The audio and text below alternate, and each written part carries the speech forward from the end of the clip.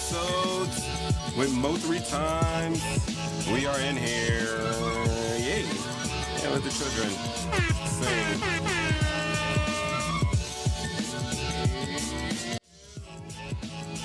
Amazing, I can hear myself.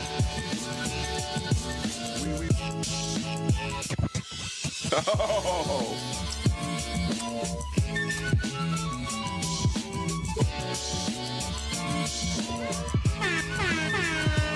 Ah, man.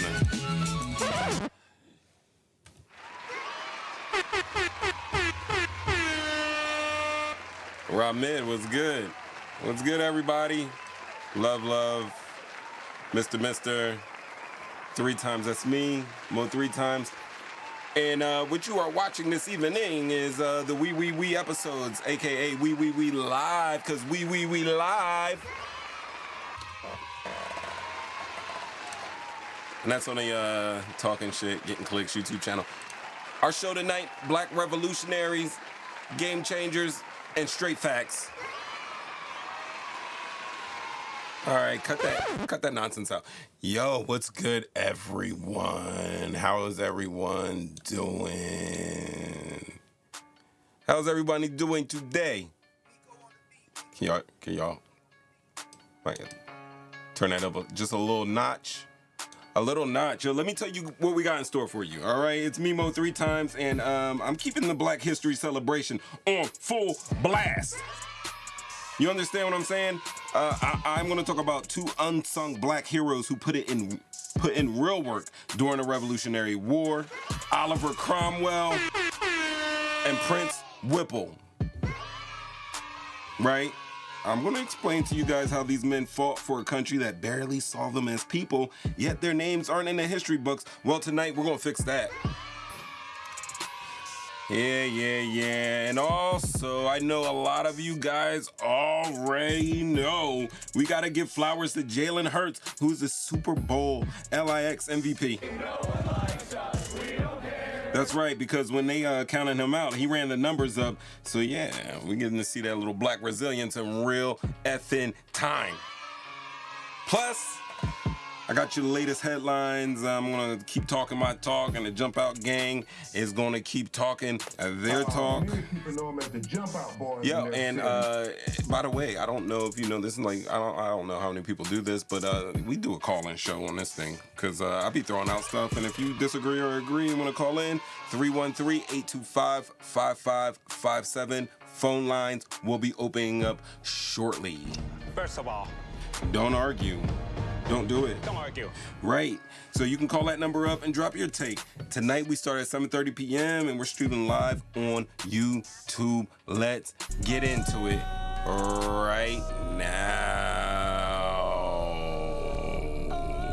It is something flash. It is something flash, I'm telling you. Talking shit, getting clicks, we episodes.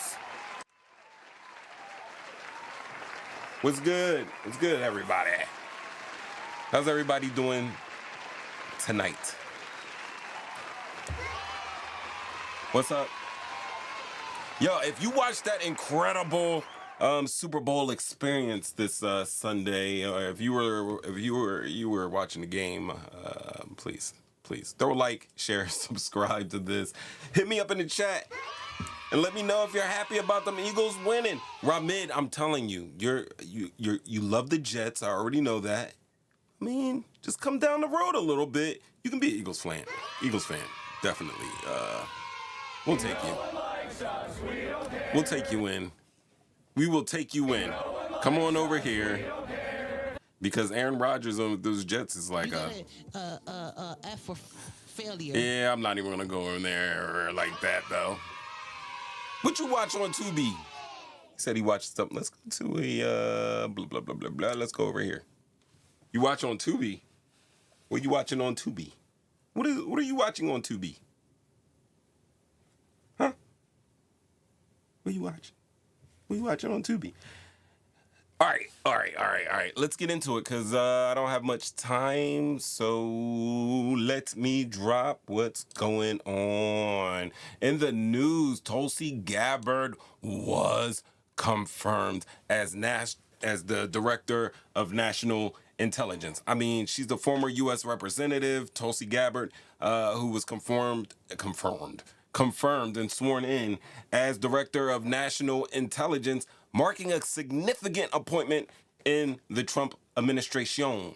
Now, Tulsi Gabbard, she's basically gone from like a anti-war Democrat to a right-wing darling running U.S. intelligence. I don't know. I mean, the pipeline from progressive outsider to Trump's inner circle is apparently a shorter pipeline than we initially thought.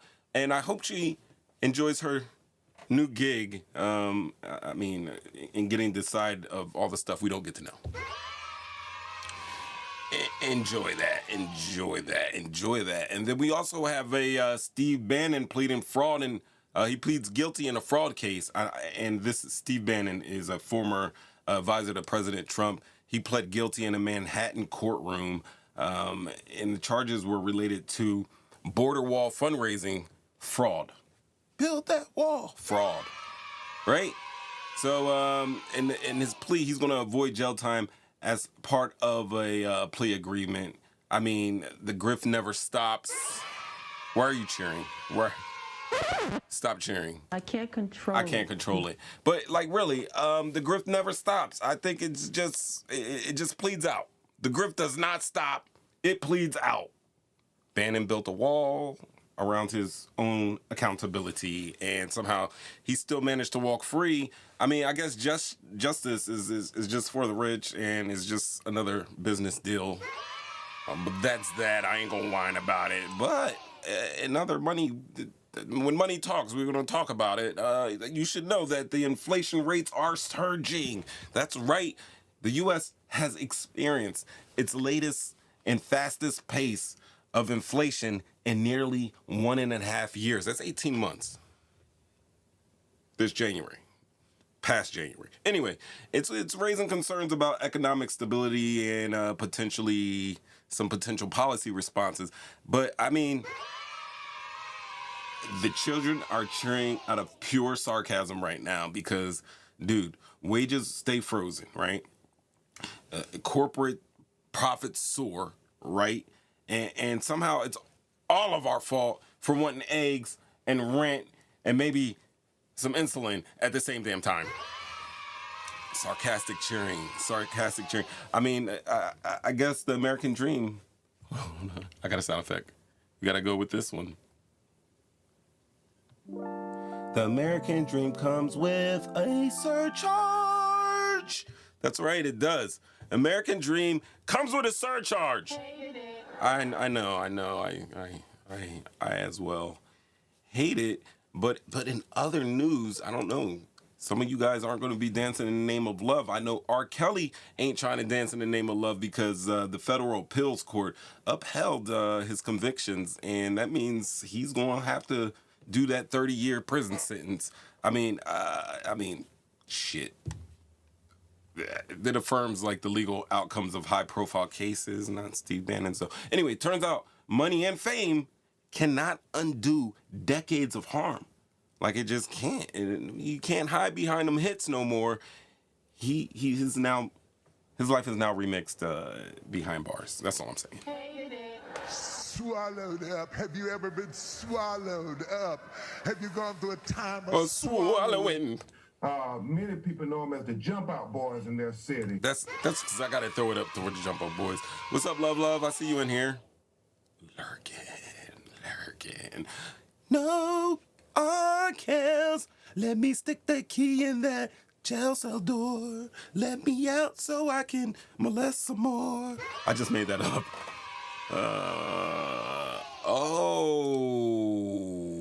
Yeah, this guy, his name is, what's his name? Say his name, Mark Fogel. The U.S.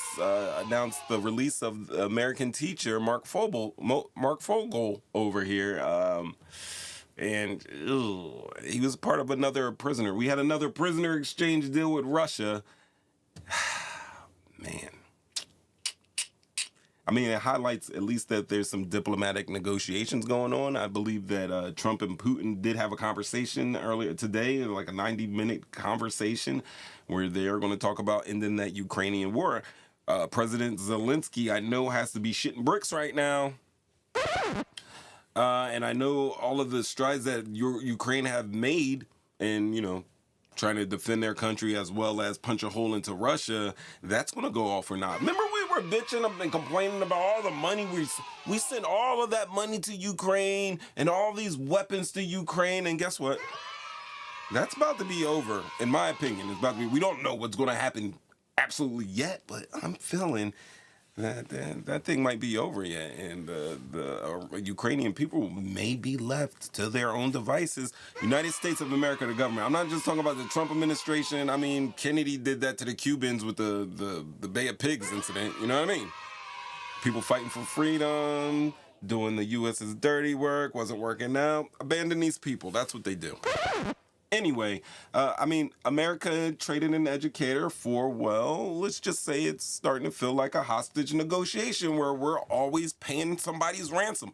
Listen, recent developments indicate that Mark Fogel, who's an American teacher who was detained in Russia since 2021 for possessing medical marijuana, he was released as part of a prisoner exchange. Now, the U.S. secured his freedom by agreeing to release one Alexander Vivnik, and he's a Russian national convicted of cryptocurrency fraud. Let's do some thinking. Last time it was Brittany Griner. She had a little vape pen or whatever, and had a little some marijuana residue in there, and she was taken to the gulag. Same thing happened to Mark Fogel with his medically prescribed marijuana. He went to jail, and we traded Brittany Griner for the Angel of Death, the arms.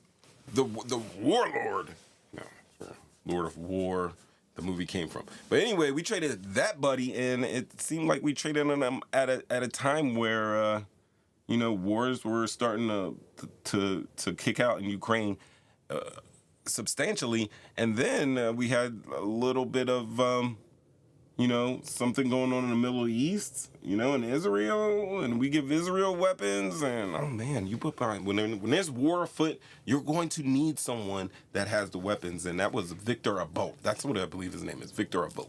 Anyway, Alexander Vivnik is on some cryptocurrency fraud, and that's weird that he was exchanged because now we're all back into cryptocurrency again. Bitcoin has been doing its thing, but now we got mad coins coming out right now. I just don't see, I'm seeing a correlation here of us breaking out the baddest and brightest. All right, they're bad, but they do a lot of good bad stuff. Caro.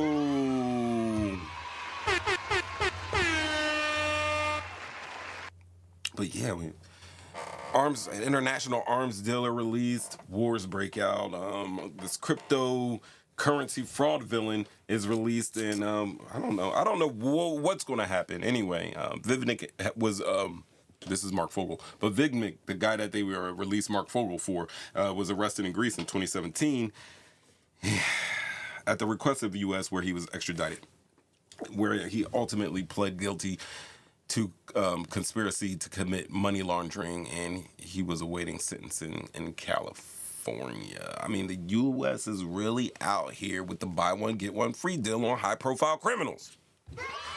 First we swapped a literal arms dealer, that's right, Victor Bout, for Brittany Griner, and now we're trading a crypto fraud kingpin, Alexander Vivnik, to bring home Mark Fogel. At this rate, if you get locked up abroad, just just pray to your captors want a black market kingpin in return.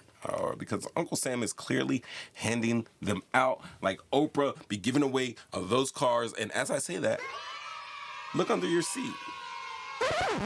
If you ain't got no ass there, then you might want to do some squats. That's all I'm saying. I'm only talking trash about exercise because I got on my Peloton yesterday and I came in first place. I did. There was grunt, and you know you're working out good when you got a little grunt going in.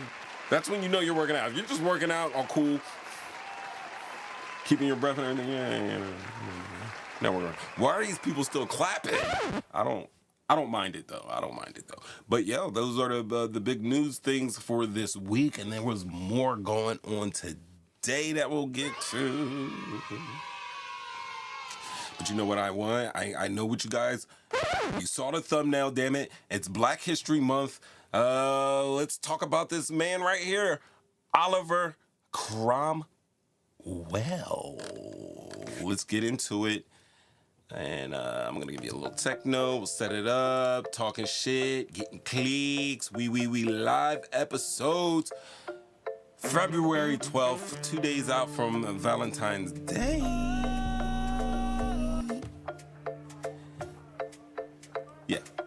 Yeah, we are. Da, da, da, da. I know. I can't. I love this. I love this jamming. That's why I be jamming. This is crazy. I'm still here with you.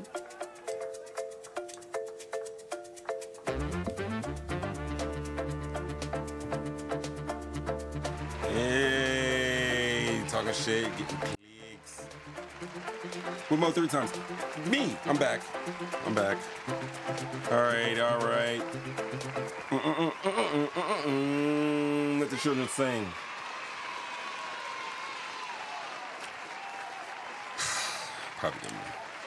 Probably didn't set this up right. Oh, here we go. All right, this is Burlington County, and the reason why I'm bringing up Burlington County of New Jersey, I'm a Jersey boy, as you guys know, is because of Oliver Cromwell, this guy right here, Oliver Cromwell. That's just a illustration of him. There aren't any really good pictures because he, was born in like the 1750s. But let's talk about him. All right, so first and foremost, Oliver Cromwell was born in this beautiful Burlington County, New Jersey. And he was born in May of 1752. And when I was reading through this information, I was like, yo, damn, like, we know this man's birthday. That's amazing because I don't know if you guys know this. Hold on, let me. Screen is crazy. What is it? I'm just closing stuff right now. All right. But the reason why I found that it was amazing that Oliver Cromwell, they knew his date of birth is because, up into the 1900s, up to 1950s, 1960s, some black people didn't know their shit. Some people didn't know when they were actually born. Like Satchel Paige, for instance, United Negroes League's pitcher, he did not know. Nobody knew his age. He was kind of like the El Duque of his day. They just didn't know his age. But we know that Oliver Cromwell was born in May of 1752, and it's an extremely rare case of a black man being born free in pre-revolution America. Okay? His family had long been free. They can trace their status back generations. But even as a free black man, let's not get it twisted, his opportunities were severely limited. However, the revolution could change some of that. So, at the age of 24, Cromwell enlisted in the 2nd New Jersey Regiment. Giving you picks. 2nd New Jersey Regiment. That was their kit right there. That's what they were looking like back there in 1776. And he enlisted under Colonel Elias Dayton, who did become a general. I'll show you a picture of him. It's right above me. Look at him. Strong ass features. Right. Anyway, his service began in 1776, and he remained in the Army for 6 years, which is amazing because that's really longer than many white soldiers served for, because usually they deserted often after a year or two. This reminds me of something. Let me bring something up. I'll be geeking out. Like, I've been going right back through this book before the Mayflower history. I sent you guys a link last week. I was on, and maybe 2 weeks before that, I sent you a link. So if you got it, hold on to it. If you don't have it, give me a second. I'll send you a link. It's in a PDF form. If I were you, I would download it to my phone and I would read, because it is some amazing facts and history and just things that, I mean, oh, man, I would believe that this book is your favorite Black History Month professor, teacher, instructor, know-it-all. This would be their go-to book. Just letting you know. We talked about it last week, but I'm just letting you know where I got this, basically the subject from. All right. So back to Oliver Cromwell. I need an administrator. I really want an administrator, because my page doesn't want to come back up. Because I'm doing too much, ladies and gentlemen. I am, once again, doing too damn much. I can't get it back up. That's weird. I'm sorry for saying it like that, but my computer doesn't want to work. Hold on for a second. Oh, there, we got it. All right, so that was Colonel Elias Dayton, who became a general. Right now, you're seeing him in a picture as a general, Elias Dayton. All right, so his service began in 1776. Like I said, he was in a service for 6 years, which was way longer than most of any of the white soldiers who served on the United States side stayed in for. And Cromwell actually fought in some of the most pivotal battles of the Revolutionary War. You don't believe me? Well, he fought at the Battle of Trenton. Trenton's in New Jersey, capital of New Jersey. And this was the famous Christmas night raid where George Washington led his troops across the Delaware River to surprise Hessian soldiers. Cromwell, and also we'll talk about Prince Whipple. Prince Whipple was also there. It may have actually rowed a boat that night, helping ferry Washington and his men across the icy waters. You know what other battle he was in? Oh, man, the Battle of Princeton. That's right, just days after Trenton. Cromwell was a part of Washington's forces that secured another victory, further turning the tide of the war. He also fought at the Battle of Monmouth, one of the bloodiest and most brutal battles of the war, fought in sweltering ass heat. And Cromwell and his fellow New Jersey troops stood firm, and they helped to prevent a British counterattack. Not only that, like, come on, he's already been in 1 battle, 2 battles, 3 battles. Yo, his regiment was present at the siege of Yorktown.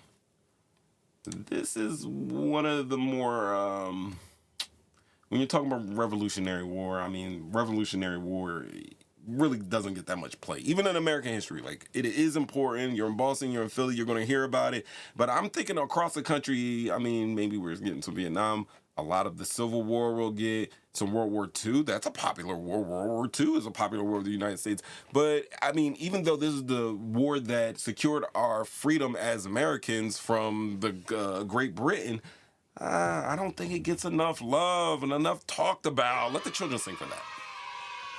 But the reason why the siege of Yorktown was so important is that is where Lord Cornwallis surrendered, which he was like our opponent. He was a leader of the British troops, and he effectively sealed the American independence. Cromwell was there from nearly the beginning of the revolution, and he was definitely there at the end. All right, so this picture I'm showing you, I believe, no, this isn't it. And, oh, there he is. He might peek his head. Right here is William Whipple. He was also there. I can hear somebody saying, "Get the beep." That means Love Love's outside taking Django out. Yay, somebody's got to do it. All right, so check this out. After the war was over, for his service, Cromwell was awarded the legendary honorary Badge of Merit by General Washington. Now, if you're looking at it, it looks like a Purple Heart. And today, the Purple Heart is basically based off of this badge of merit.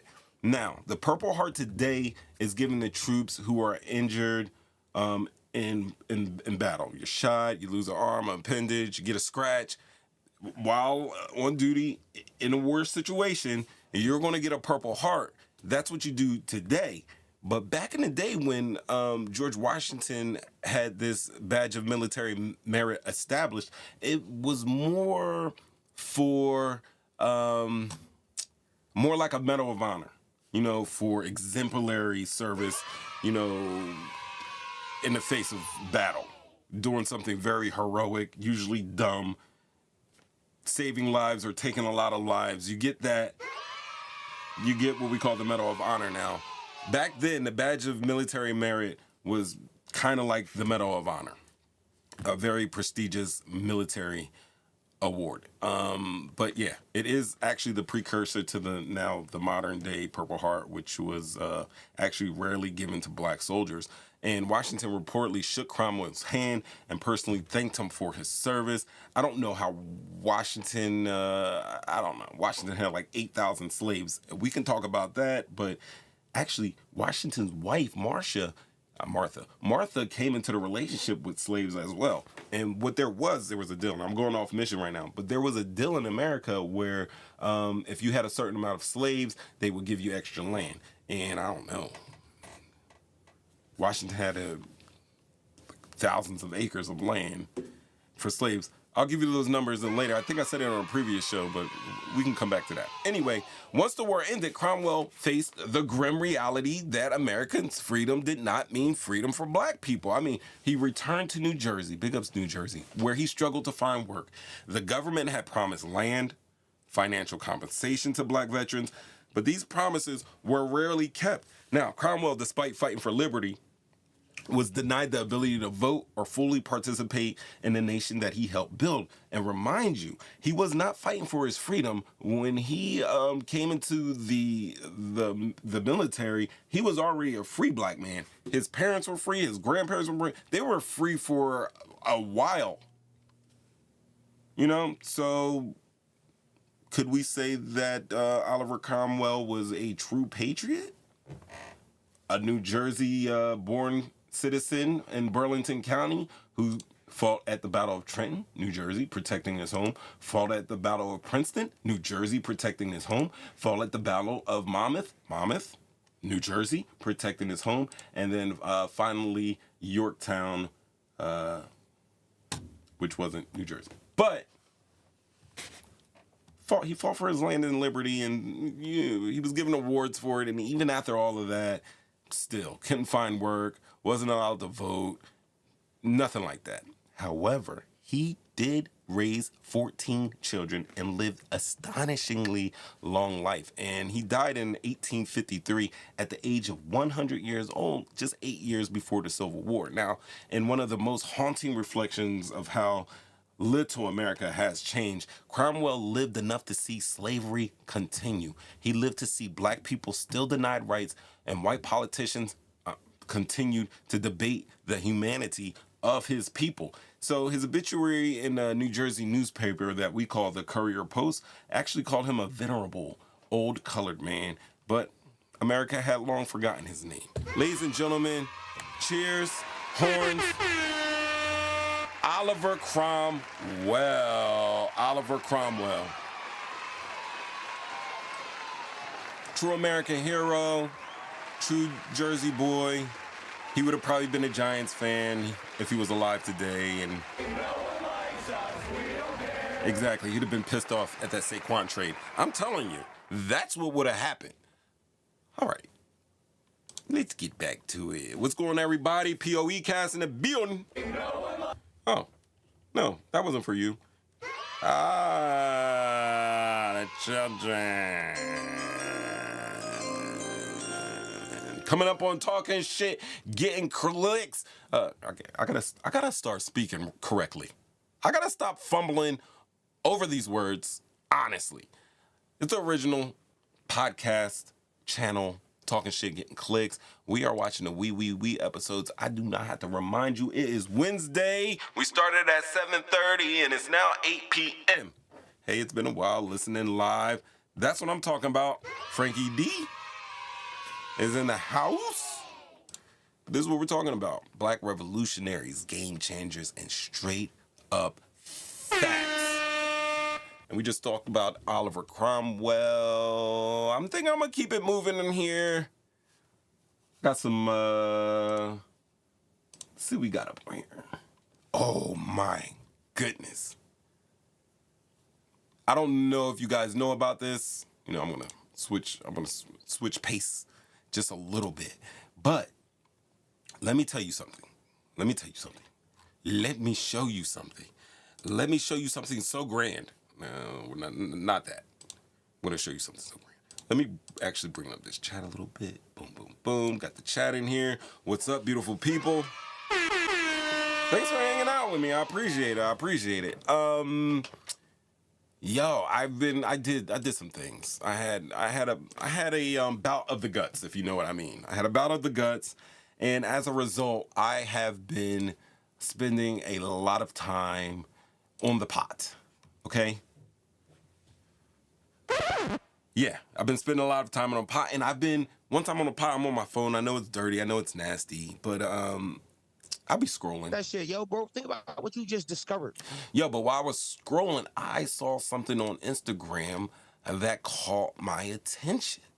It really caught my attention, and I thought I would share with you. Yeah, let's do it. I want to show a video. Now, some of you guys may remember this. This happened in 1986, late January of 1986. It was a bitter cold but sparkling clear morning at Cape Canaveral. Here at the last seconds of the countdown. Check it out. 3, 2, 1, and liftoff. Liftoff of the 25th Space Shuttle mission, and it has cleared the tower. All the communications between the shuttle and mission control indicated everything was going fine. There was a sense of relief that the much-delayed flight was finally underway. Engines at 65%, 3 engines running normally, 3 good fuel cells, 3 good APUs. Engines throttling up, 3 engines now at 104%. Challenger, go at throttle up. Challenger, go at throttle up. It happened just over 1 minute into flight. 1 minute, 15 seconds. Velocity 2,900 feet per second. Altitude 9 nautical miles. Downrange distance 7 nautical miles. That's what I remember, the little split. Made like a little bull's horn type of smoke. From mission control, silence. I remember watching that as a little baby. Then the I was a little bland, young chilling kid. report. We Insane. have a report from the flight dynamics officer that the vehicle has exploded. Flight director confirms that. We are looking at checking with the recovery forces to see what can be done at this point. Slow motion. I know they didn't do it in slow motion. A search effort couldn't begin for some 15 minutes after this. Debris, they said, just kept raining from the sky. Wow. The head of the space shuttle program had no explanations, just sorrow at the tragedy. At 11:40 a.m. this morning, space program experienced a national tragedy with the explosion of the Space Shuttle Challenger approximately a minute and a half after launch from here at the Kennedy Space Center. Computer-enhanced video shows the explosion in detail. One explosion appears to happen at the rear of the spacecraft, around the main engines, perhaps in one of the 2 solid rocket boosters. Then a blast higher up. The shuttle was instantly a blazing fireball. NASA has appointed a committee of top engineers and scientists to investigate the catastrophe. Orders have been issued to impound all records concerning the flight, down to the personal notes of all the flight controllers. Dan Molina, NBC News at the Johnson Space Center, Houston. Yeah. Insane. All right. Black revolutionaries, game changers, and straight facts. But of course, you know, we got to take our little side missions because it's we live with Mo 3 times. Ladies and gentlemen, let me tell you something. All right. So I am scrolling through YouTube and I just had to, we just had to revisit the Challenger disaster. But there is a conspiracy that I've come across. And this is a wild one. Let's check it out. and pilot aboard for the Challenger mission. An internet user found Judith Resnick, a law professor at Harvard Law School. Some people were a little taken aback by the identical name, age, and like this is Michael J. Smith, also an engineer and pilot aboard the Challenger shuttle. This is Dr. Michael J. Smith, professor of engineering at the University of Wisconsin. This is Sharon Krista McCullough, arguably one of the most famous things about the Challenger mission. She was supposedly just a teacher that was picked at random. This is Sharon A. McCullough, also a law professor who received her degree shortly after the Challenger disaster. Dick Scobie was the commander of the mission. Here's Commander Dick Scobie next to Richard Scobie, the CEO of Cows and Trees. Here's his company's original logo. Cromwell and Ellison Onizuka both passed away when the Challenger shuttle exploded. Miraculously, it was found out that they both had twin brothers. This is Judy Resnick, an engineer and pilot. Insane, right? First of all,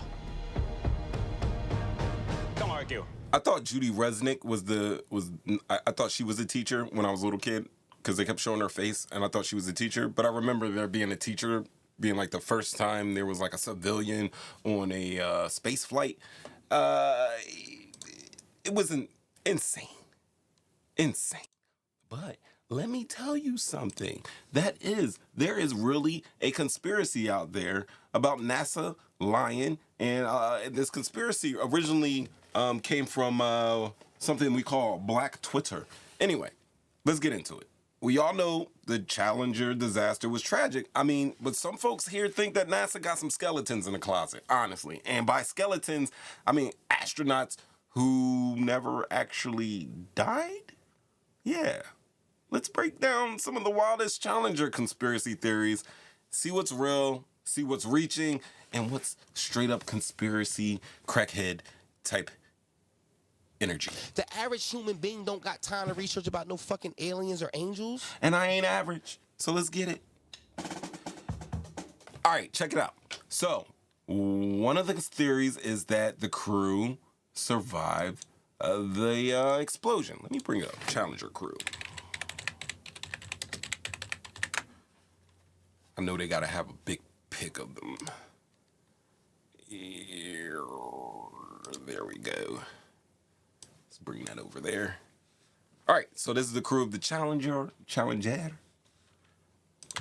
Boost it up for a little bit. All right, so some people are saying the astronauts didn't die in the explosion, but actually survived the initial blast and only perished when their capsule slammed into the ocean going 200 miles per hour.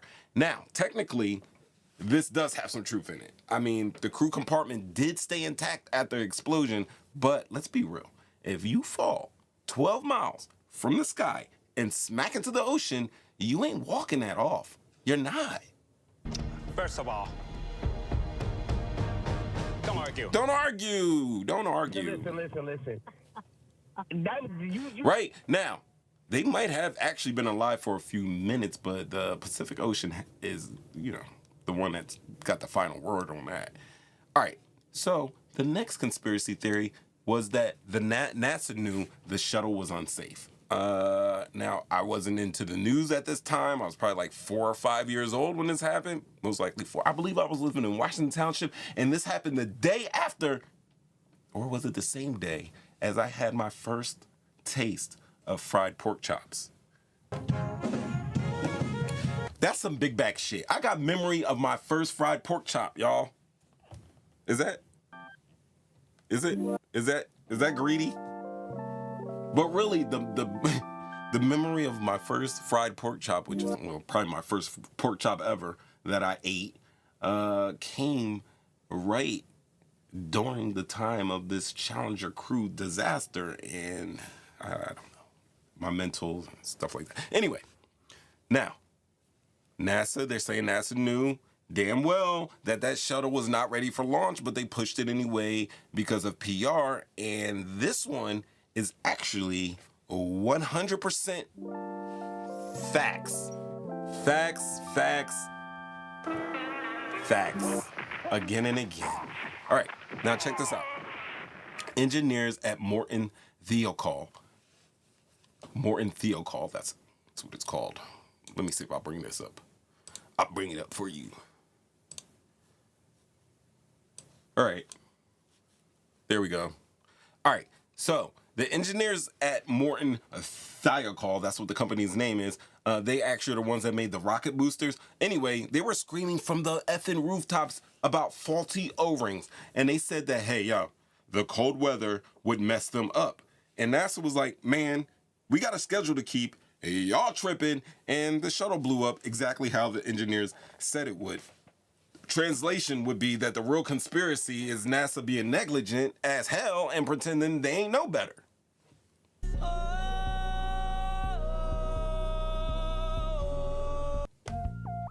Right? Or how about this? NASA just knew not that it was unsafe, but maybe the explosion was an inside job, perhaps sabotage.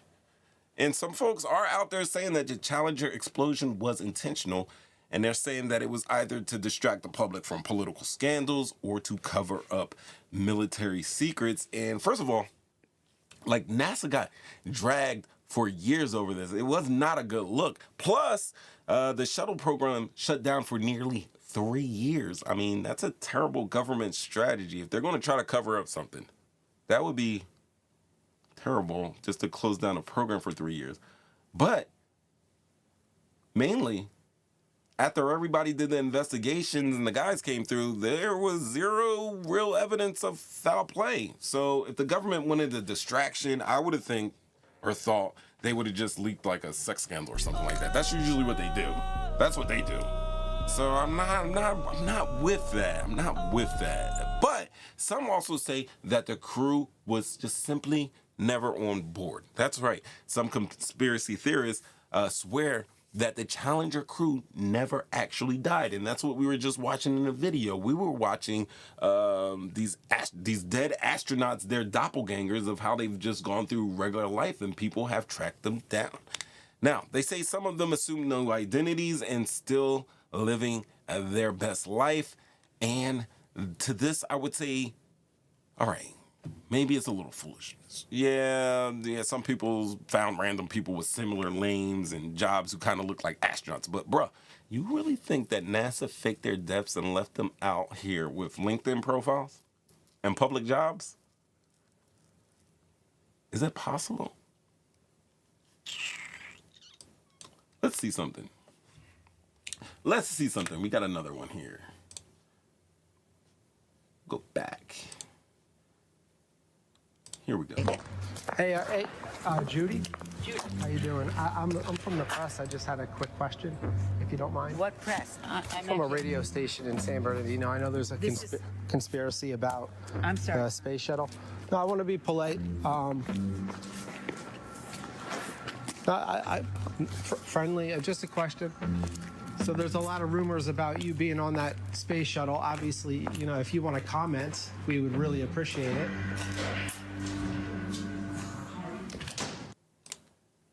Yo, now, I thought I was like they're on some foolish stuff, but then I looked at this video and I was like, damn it, Mo 3 times.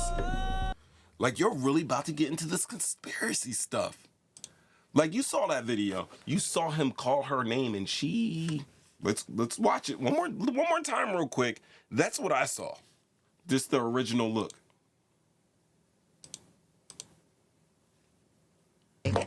Hey, Judy. Judy. How you doing? I'm from the press. I just had a quick question. She answered to that name. In the other video, they said she named her something else, right? In the first video I showed, she answered to Judith, which is crazy. They might be on to something. They really might be on to something right there. Ladies and gentlemen, talking shit, getting clicks. We live. Black Revolutionaries, Game Changers, and straight up facts. You know what I want to talk about right now? I want to talk about Prince Whipple. That's what I want to talk about. Prince Whipple. We spoke about Oliver Cromwell, who was a great black patriot from New Jersey. You sure it wasn't because of DEI? It might have been. You know what? They in that other video, Flash, they never said anything. Flashback. They never said anything in that video about the. Hold on. I just had them. All right, so we did Morton Thickle. That's not the screen. It's Prince Whipple. Yo, when they went through that video to talk about the Challenger crew, I'm gonna step back real quick. When they went through that video to talk about the Challenger crew, yo, they did this guy, they did two ladies. They didn't do anything with the Asian guy, and they didn't mention the black guy that was part of that crew. Am I calling racist?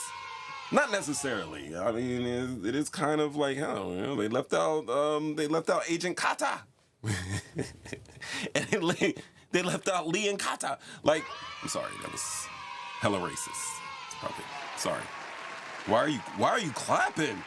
I can't control it. Okay? It's in my family. I was being funny, My father guys. said it's on his side. I can't control it. I Kata, don't understand. Lee and It Kata. makes me very Listen, sad. Lee, come on, Lee, Kata.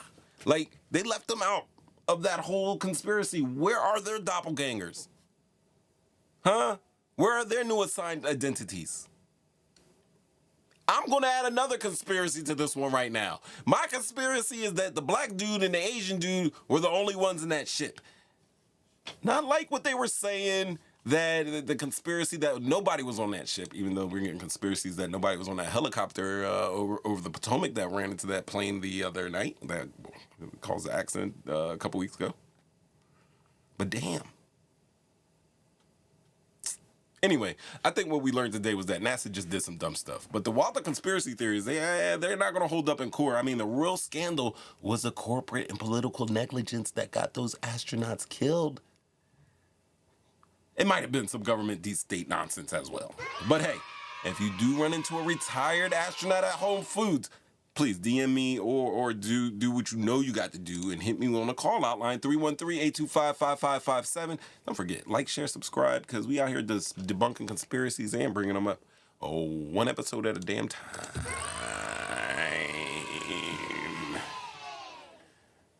All right, well, so I guess, you know, I do have my phone lines up. I was responsible today. I'm muted. I'll unmute it so you can hear that. But just so y'all know. Welcome, host. You are now in the host room and can manage your callers from the Calin Studio web interface. Yeah, let the children sing. Let the children sing. By the way, you know what? I don't know if this is going to work, but I want to hit Flex Bomb on y'all real quick. Hit the flex.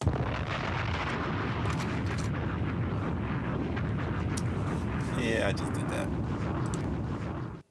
Instagram crazy.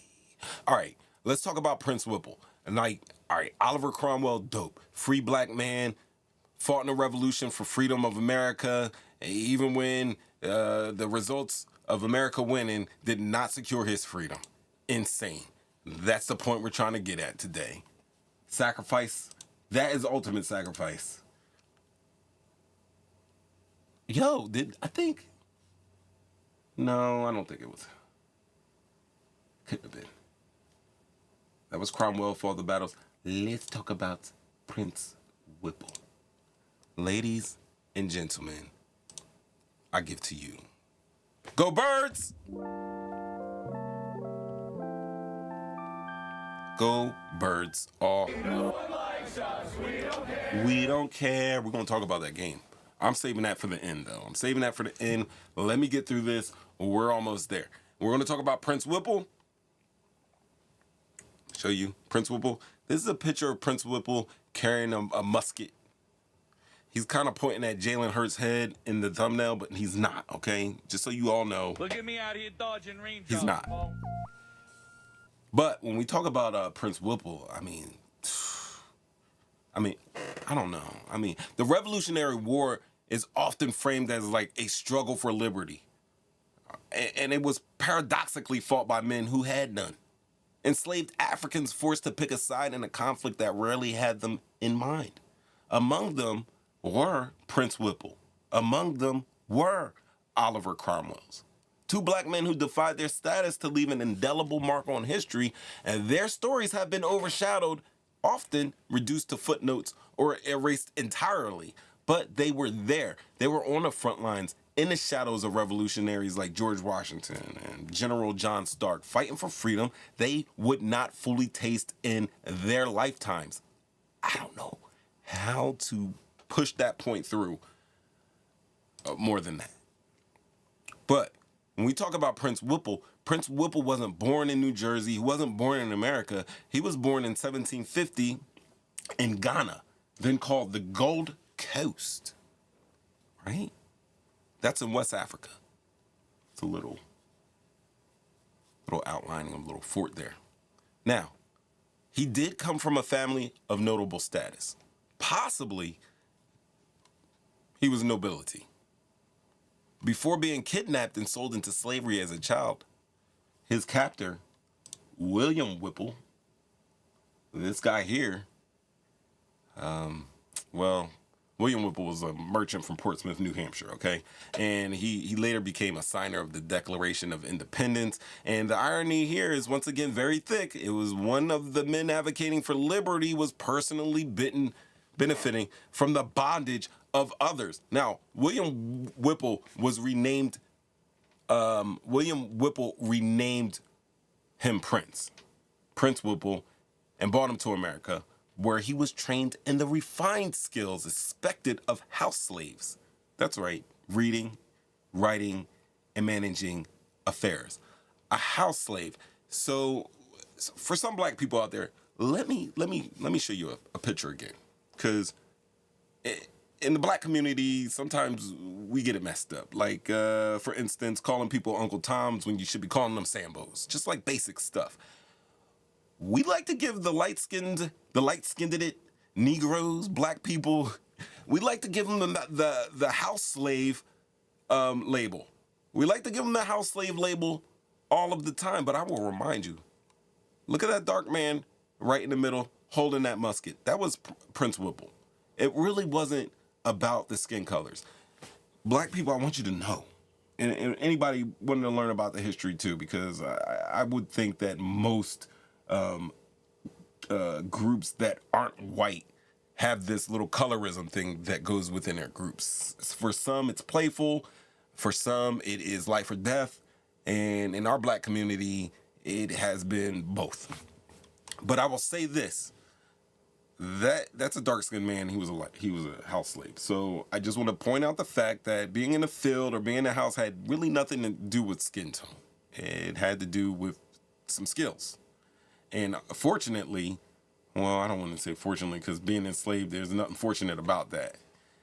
But he was trained, and his skills were refined so that he was able to read, he was able to write, and he was able to manage affairs.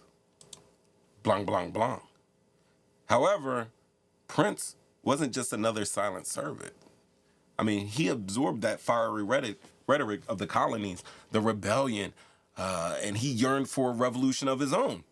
Now, Prince Whipple, his moment in history comes in 1776, when William Whipple was assigned as an aide to General George Washington. All right? Now, Prince accompanied his enslaver on multiple military campaigns, including the Battle of Saratoga. I know when I'm showing you these Revolutionary War pictures, they're kind of all looking the same. But let me tell you something about the Battle of Saratoga. It was a pivotal victory for the Revolutionaries. I mean, his most famous moment, however, is one that may just be hidden in plain sight. Now, many historians believe that Prince Whipple is the black figure depicted in Emmanuel Lutz's iconic painting of Washington crossing the Delaware. This one, this famous painting. I'll bring it up. And Prince Whipple would be right here. You see right here. Well, I can't. Let me see if I can zoom in for you. That's all it's giving me. That's all it's giving me. All right. So he's right here. You guys can just Google Washington crossing the Delaware image in Google, and this image will pop up. And you will see that could either be Oliver Cromwell or William Whipple. Now, I'm going to say it was, I'm sorry, not William Whipple, Prince Whipple. I'm going to say it's Prince Whipple because he does have the earring in his ear, which is something that no free man would do at that time unless they were like an effing pirate. But that is quite possibly Prince Whipple here rowing the boat for George Washington to cross the Delaware.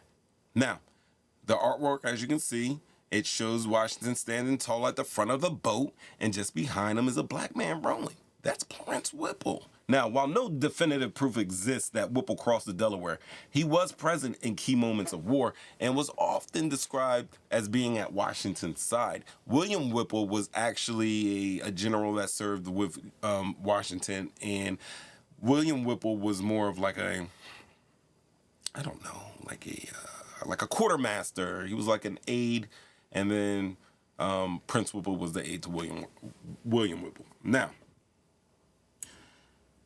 Prince wasn't content with serving the cause of white revolutionaries while remaining in bondage. That wasn't his thing. In fact, in 1779, him and 19 other enslaved men in New Hampshire petitioned. This is Prince Whipple. This is Prince Whipple. Description of him right there. They petitioned for their freedom. They argued that they were entitled to the same rights as the colonists they fought alongside. Now, the petition was ignored. How sucky is that?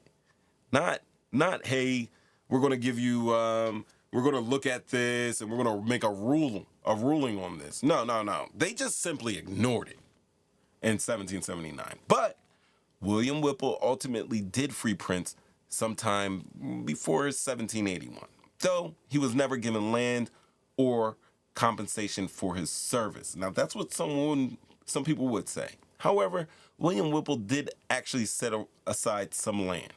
So, after the war, Prince remained in Portsmouth, New Hampshire, working as a messenger and a leader in the local black community. He married Dinah Whipple, a fellow freedwoman, and together they established an educational space for black children, and they all did that under the patronage of William Whipple. Now, the fact that they established an educational space for black children, the fact that William Whipple allowed it, even though he had slaves, that was still an act of defiance in an era where educating black people was often discouraged. Now, Prince Whipple died in 1796, leaving behind a legacy that was largely buried by history, but silent presence in America's most famous war scenes suggests that his role was anything but small. And even though I can't find, oh, there it is. There's William Whipple. All right. So Prince's owner, William Whipple, is right here. He's the man with doing the Napoleon thing with his hand inside of his jacket. The hidden hand technique right here. Here he is. That's a image of William Whipple, the man that owned Prince Whipple and then ultimately gave him some land so they could build a school and he could settle down with his wife. And this is an actual picture of Dinah Chase Whipple. She was born in 1760 and died in 1846 in Portsmouth. And we actually have a picture of her. Isn't that cool? So then when you look at that and then you see people that have the same name, they're doing STEAM academies and I don't know, she's College of Engineering or whatever, you could be like, oh, they were on some other stuff. But yeah, that's his wife. And his wife actually survived long enough to be able to take a picture. Give it up for Prince Whipple. I mean, technically, when we're talking about it these days, Prince Whipple would be an immigrant, actually, you know what I mean? He was bought here as a slave, though, so I would say that. But yeah, we had two black men fighting for American freedom. The reason why I chose these two subjects for this show, this Black History Month, is because I am reminded when I was in high school that there was a history teacher that I enjoyed her classes. When you're talking like Western civilization and stuff, there was no one better. However, she didn't even know some things about this American Revolution. She did not realize at this time in the late 90s that black people had actually fought in the Revolutionary War. And it's amazing because I was learning from one of her fellow teachers that gave me the access to the Before the Mayflower book that I've been trying to push on all of you guys to take a look at and read. Now, the cool thing about this book, and I got to bring it up now is the time to bring this book up, which is so cool is, hold on, give me a second. Let me get to it. It's not there. It's not there. Maybe it's over on this one. If not, you know what? I can just Before the Mayflower. All right, now I'm going to bring up this book. I'm going to read directly from this. I'm going to show you guys right now. Check that out. Now, this is a portion from the book. And basically, it says that several witnesses remarked on the integrated character. The integrated. Where's my cam? The integrated character of the American Army. Now, in the first months of the war, British writers taunted America with a jingle because British British troops like to talk shit on America. Like, what's that one? He took a feather in his hat and called it macaroni. Like, that was basically like a gay calling American soldiers feminine, for lack of a better word. Where was it? My mouse is crazy. My mouse is crazy. I thought it said page 62. All right, I scrolled down. Page 60, 49. Let me get there. 53. We're getting there. It's the Founding of Black America chapter 3. All right, so we should be there in like 2 clicks here. That's crazy. I lost my spot here.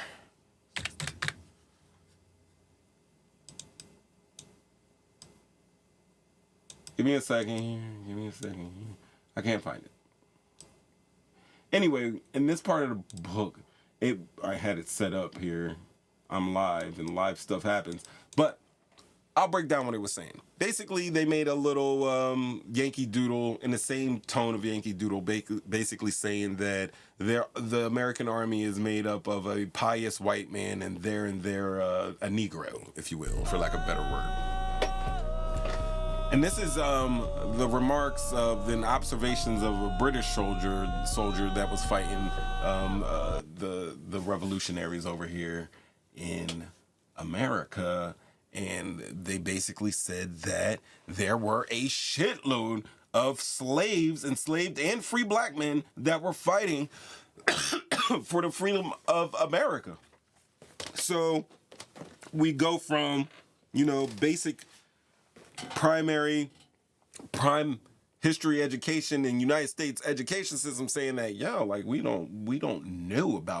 we know blacks did not fight in the Revolutionary War. Blacks don't fight until the Civil War because we don't know until a movie called Glory came out.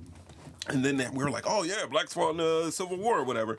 But nobody ever really gives this thing to the Americans in the Revolutionary War. Matter of fact, to keep it an honest buck, like the first wars in America were, of course, between the settlers and Indians, small skirmishes. But one of the bigger wars were like the fur trading wars between the French and the Revolutionaries, the French-American War in America, and a lot of black soldiers fought in that in those wars on the side of America. Just saying that,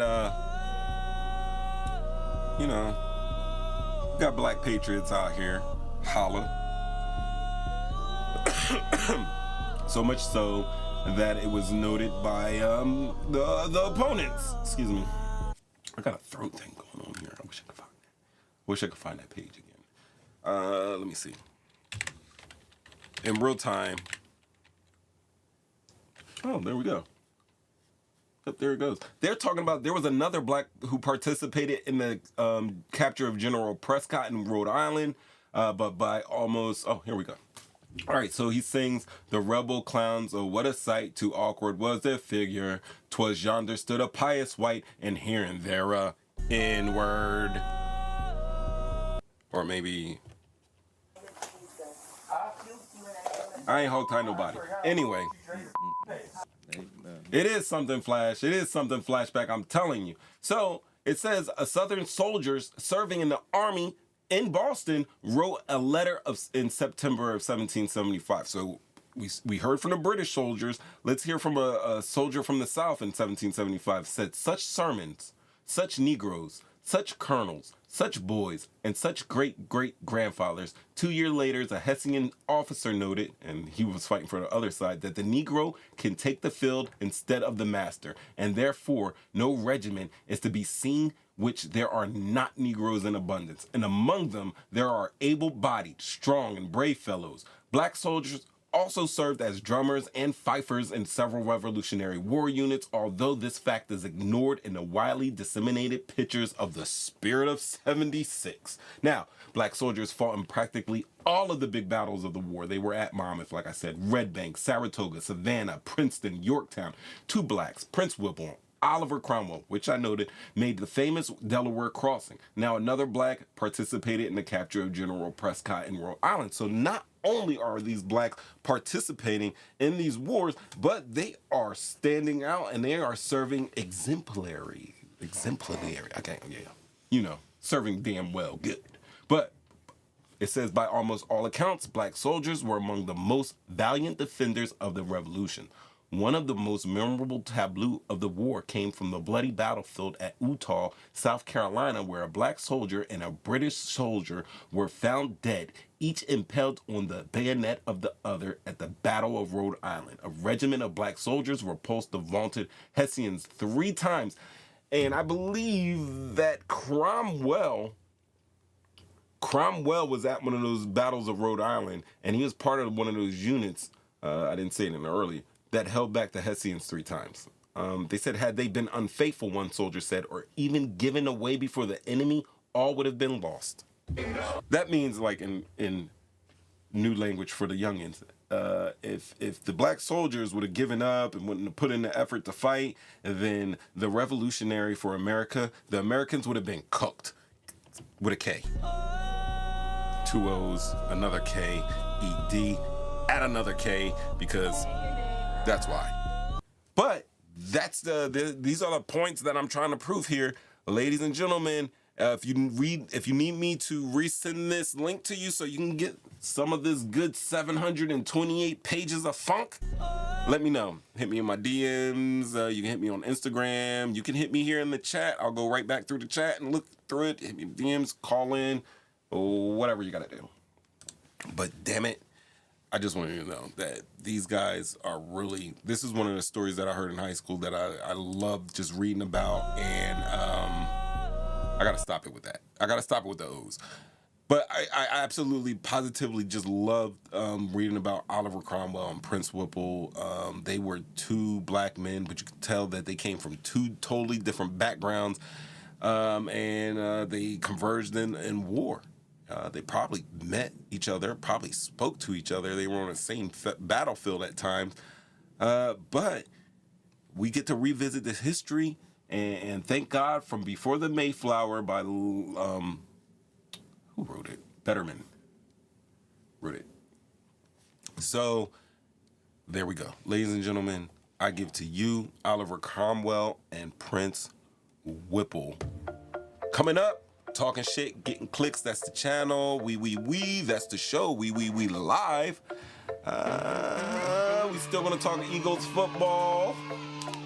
We're gonna talk Super Bowl. If y'all wanna talk Kendrick, we can talk Kendrick. But oh man, I'm still rewatching that performance. I rewatched it like 3 or 4 different times. I've had at least 4 or 5 different takes on it. So if y'all wanna call in towards the end, and we can talk about that. When we talk about the Super Bowl, we'll all like mush it in. We'll definitely do that. Right? Right? Talking shit, getting clicked. Smoke 3 times right here. Oh. I'm gonna let this music play out a little bit and then we're gonna go into it. Dinah Whipple, man, that's amazing. Like that is amazing. Like this lady right here was married to Prince Whipple. And not only that, they started a school to teach other, enslaved people how to read, write, and manage shit. It's amazing, man. It's amazing. I gotta give it up to them. Like, they're amazing, amazing, amazing, amazing, amazing, amazing, amazing. Yep. Don't forget, like, share, subscribe, activate those notifications. Do that, do that, do that. Let me get rid of this. We still got, oh yeah, we got these boys up there. Definitely talk about that. Go and talk about that.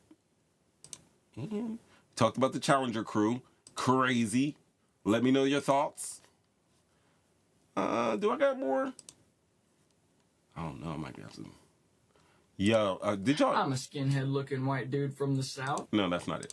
Yo, it's crazy how Candace Owens. Yo, listen, I just saw this also while I was scrolling. This is a picture of Candace Owens looking like Michael Jackson. Got a Candace Owens look like Michael Jackson. I was ready for the world. She was ready for retractions. Yo, is that AI? Is that AI or is that really Candace Owens? Is it? They're calling her trans now. Her supporters are calling her trans. I don't know if you know, I did.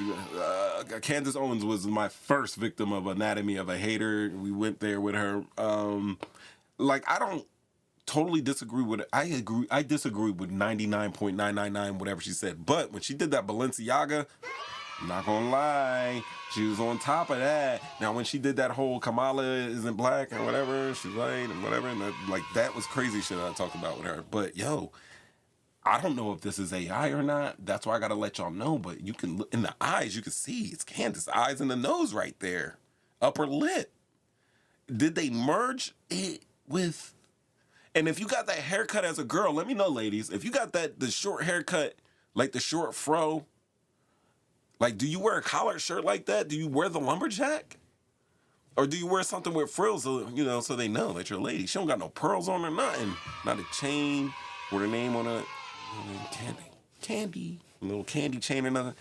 But she's looking crazy. She's looking crazy in that. I hope, I don't even care. So there's no hoping. I don't care if it's real or not. That's just crazy. That's a crazy ass look for her. But them people changing on her because she had problems. She's going at Elon Musk right now. And speaking of Elon Musk, oh my God.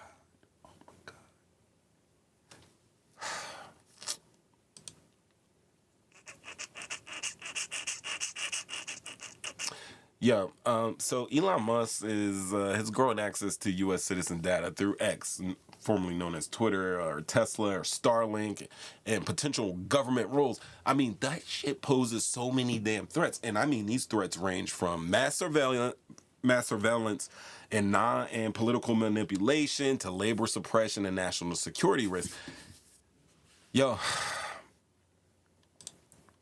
I don't know where to begin with what's going on here when it comes to Ellen. That's what I call him, Ellen. That's Candace right there. It's not Elon, but here's Elon right here. Let me give you all a little screen real quick before I take this off to make sure. But here we go. Yeah. Elon is crazy. Elon is nuts. Elon is crazy. Elon is nuts. Elon Musk is I'm trying to parcel this out. I'm trying to parcel it out.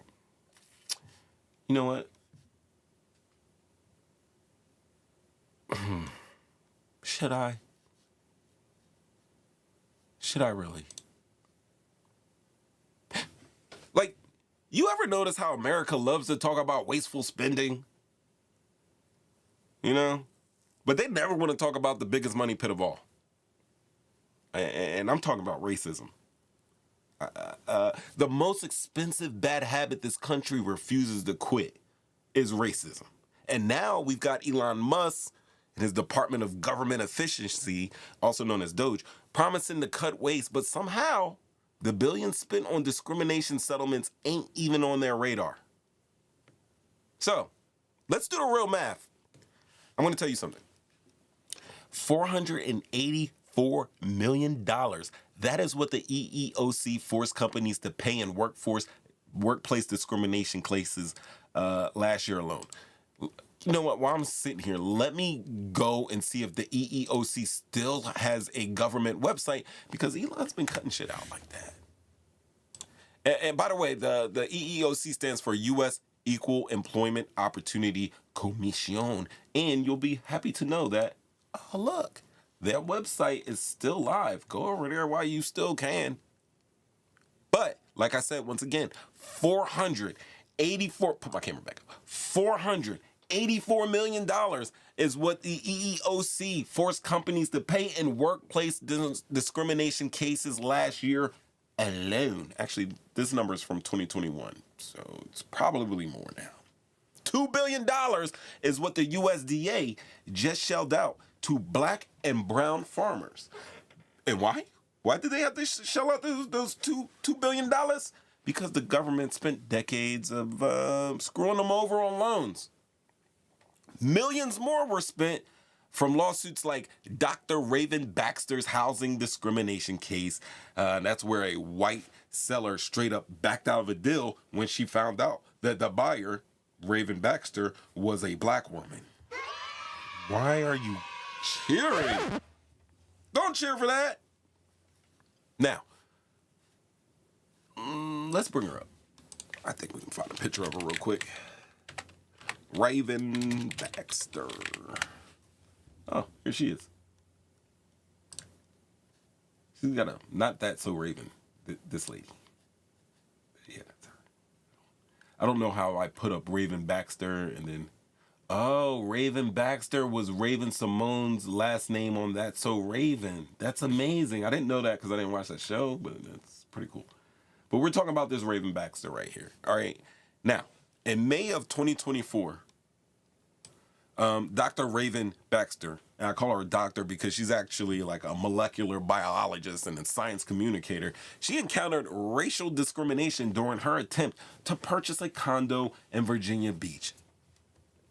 That boy is good. Mm-hmm. Good and terrible. Well, anyway, after she offered about $750,000, her offer was accepted, and she entered escrow. That's what you do when you're buying some property. Now, her broker informed her that the seller, Jane Walker, who I found pictures of Jane Walkers, of old lady Jane Walkers, because this lady is 84-year-old white woman, but I'm not sure, and I don't want to put somebody's picture up there saying that this is them, that did some heinous shit, and then it's actually not them. I don't want to do that. That's something that Fox News does, CNN does. Anyway, so called back, say, yo, I want to take back the deal because Dr. Baxter is black. Now, Dr. Baxter shared her experience on social media, which garnered widespread attention and highlighted ongoing issues of racial bias in the housing market. Following advice from her followers, she filed a discrimination complaint against the Virginia Fair Housing Office and the U.S. Department of Housing and Urban Development. Now, in December of 2024, RW Town Realty, let's see what they look like. Let's see if they got a website. RW Town Realty.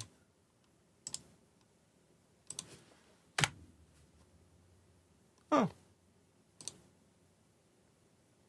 I guess they're with Berkshire Hathaway. Makes sense to me.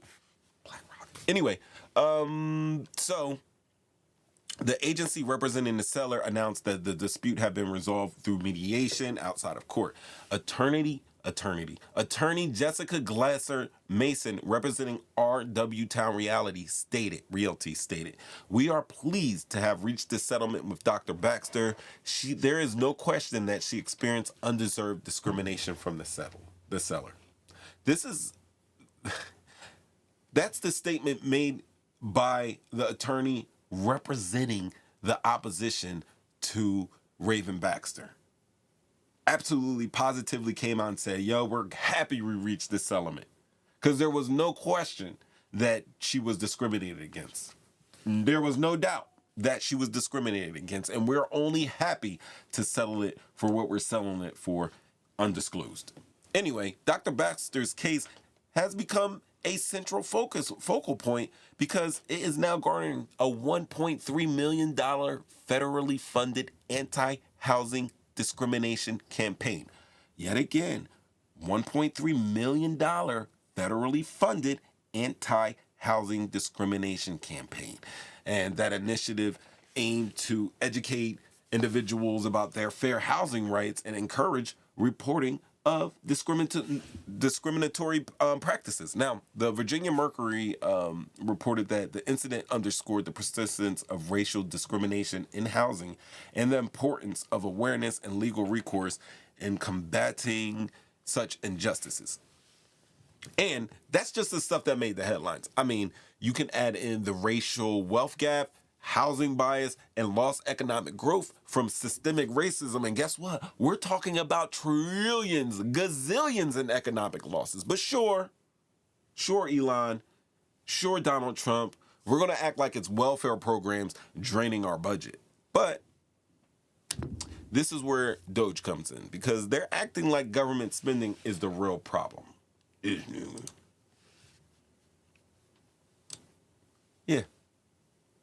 Yeah. They're acting like the government spending is the real problem. But they're gutting federal programs left and right for you guys. Left and right.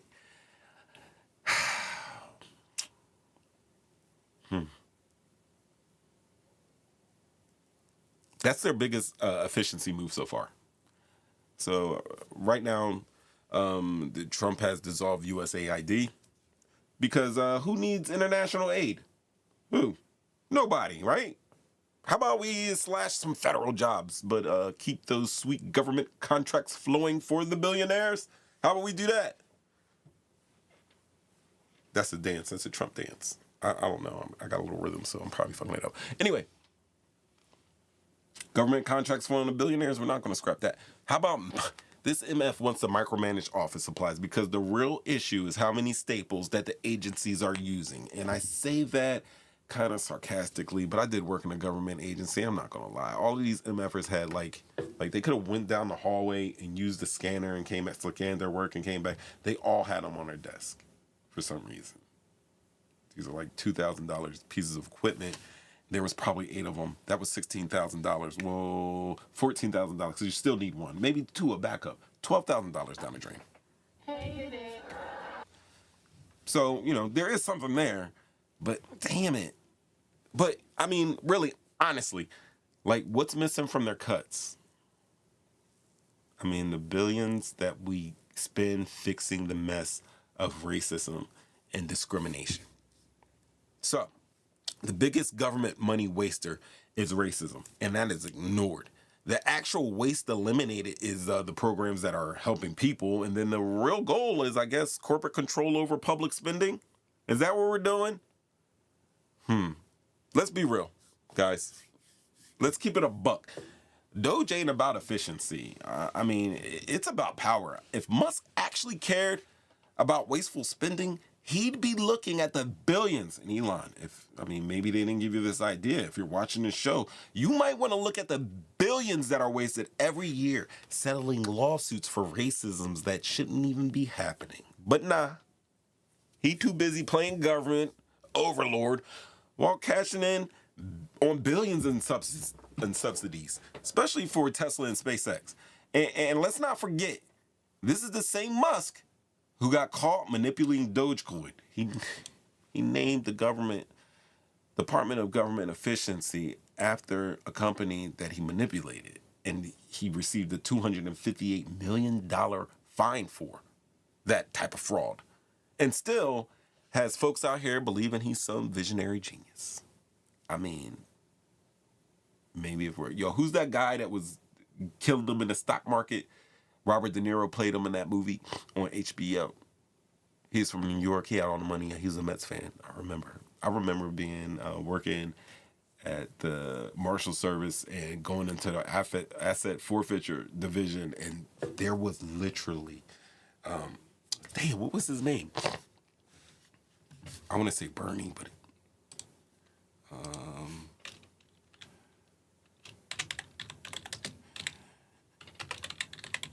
give me a second.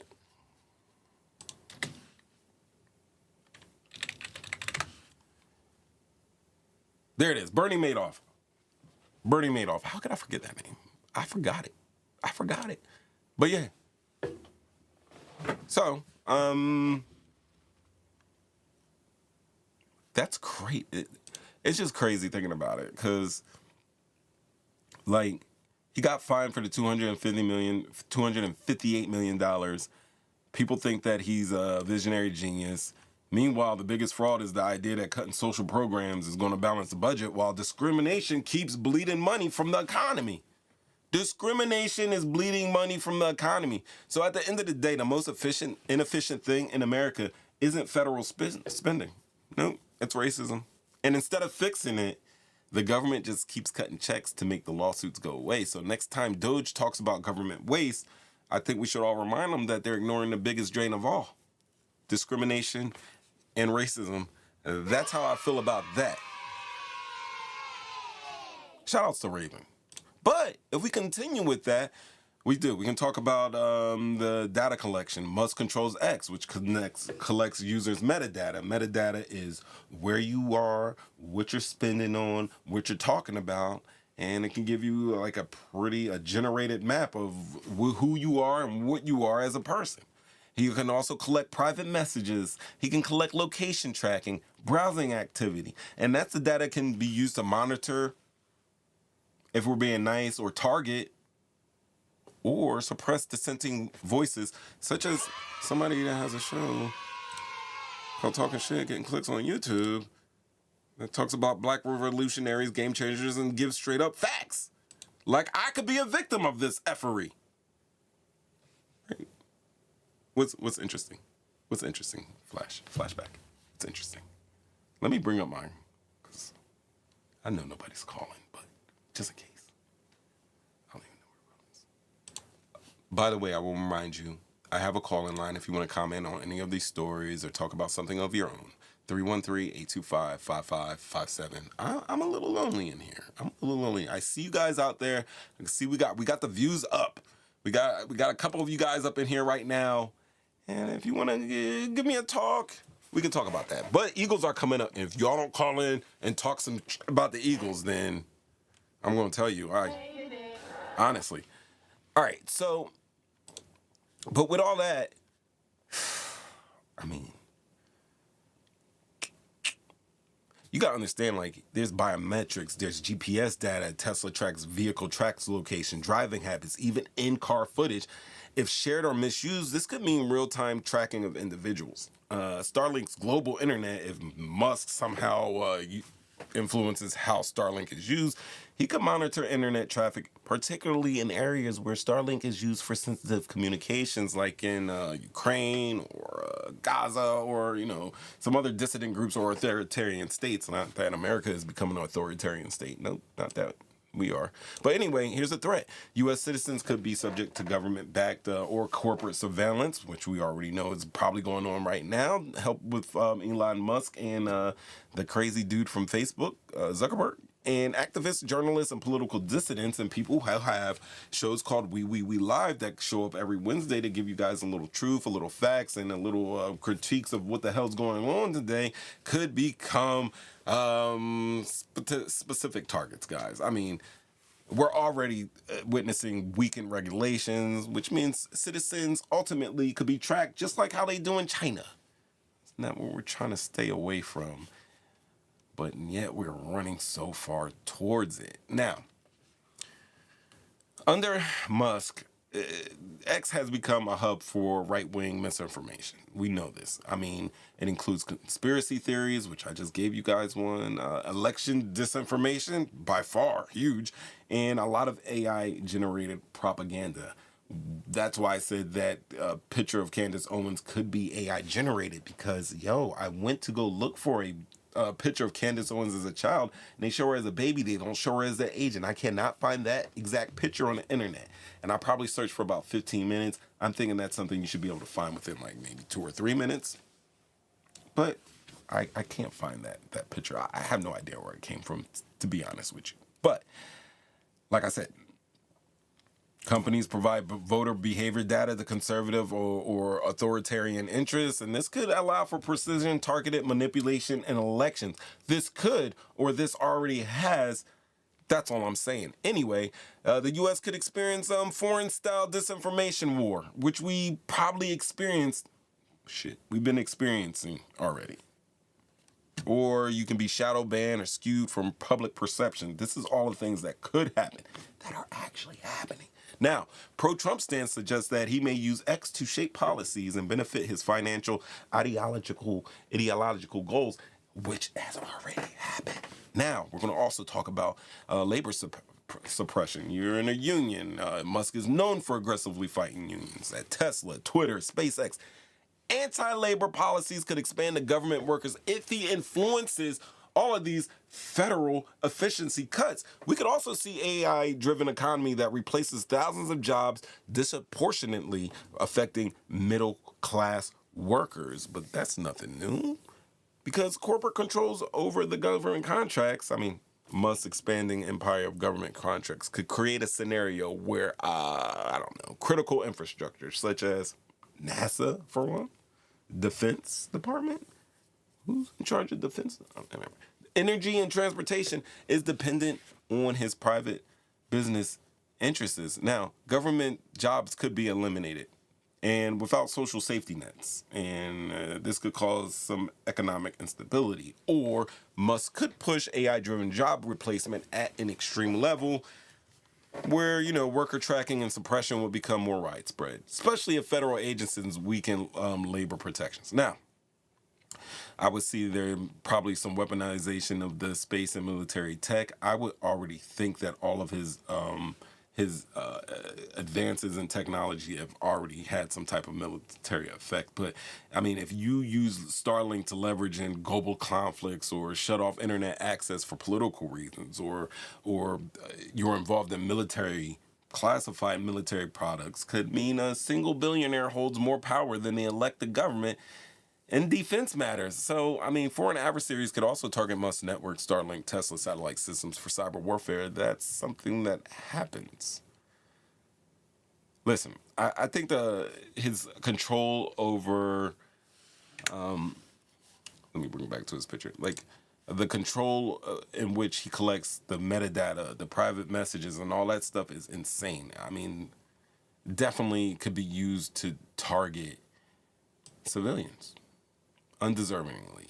The progressive fear is that Musk represents not just a billionaire with influence, but a single individual who's shaping the future of America. And he's shaping the future of democracy. He's shaping the future of privacy and economic survival in America. And most of the media out there are being like, Elon Musk is really the president. He was in the Oval Office speaking, had his son cursed Donald Trump out and told Donald Trump to shut the F up, I believe.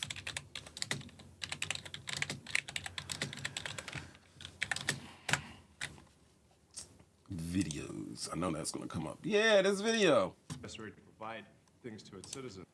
His son got a chain going across like Prince Hakeem. It's crazy.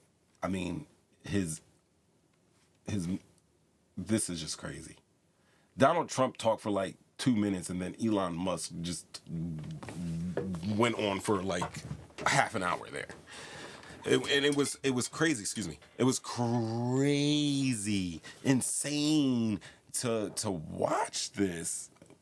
But my whole thing is all right, so now there is a legal issue, and it seems like that's what it's going to be for the next 4 years. These guys are going to devise some stuff.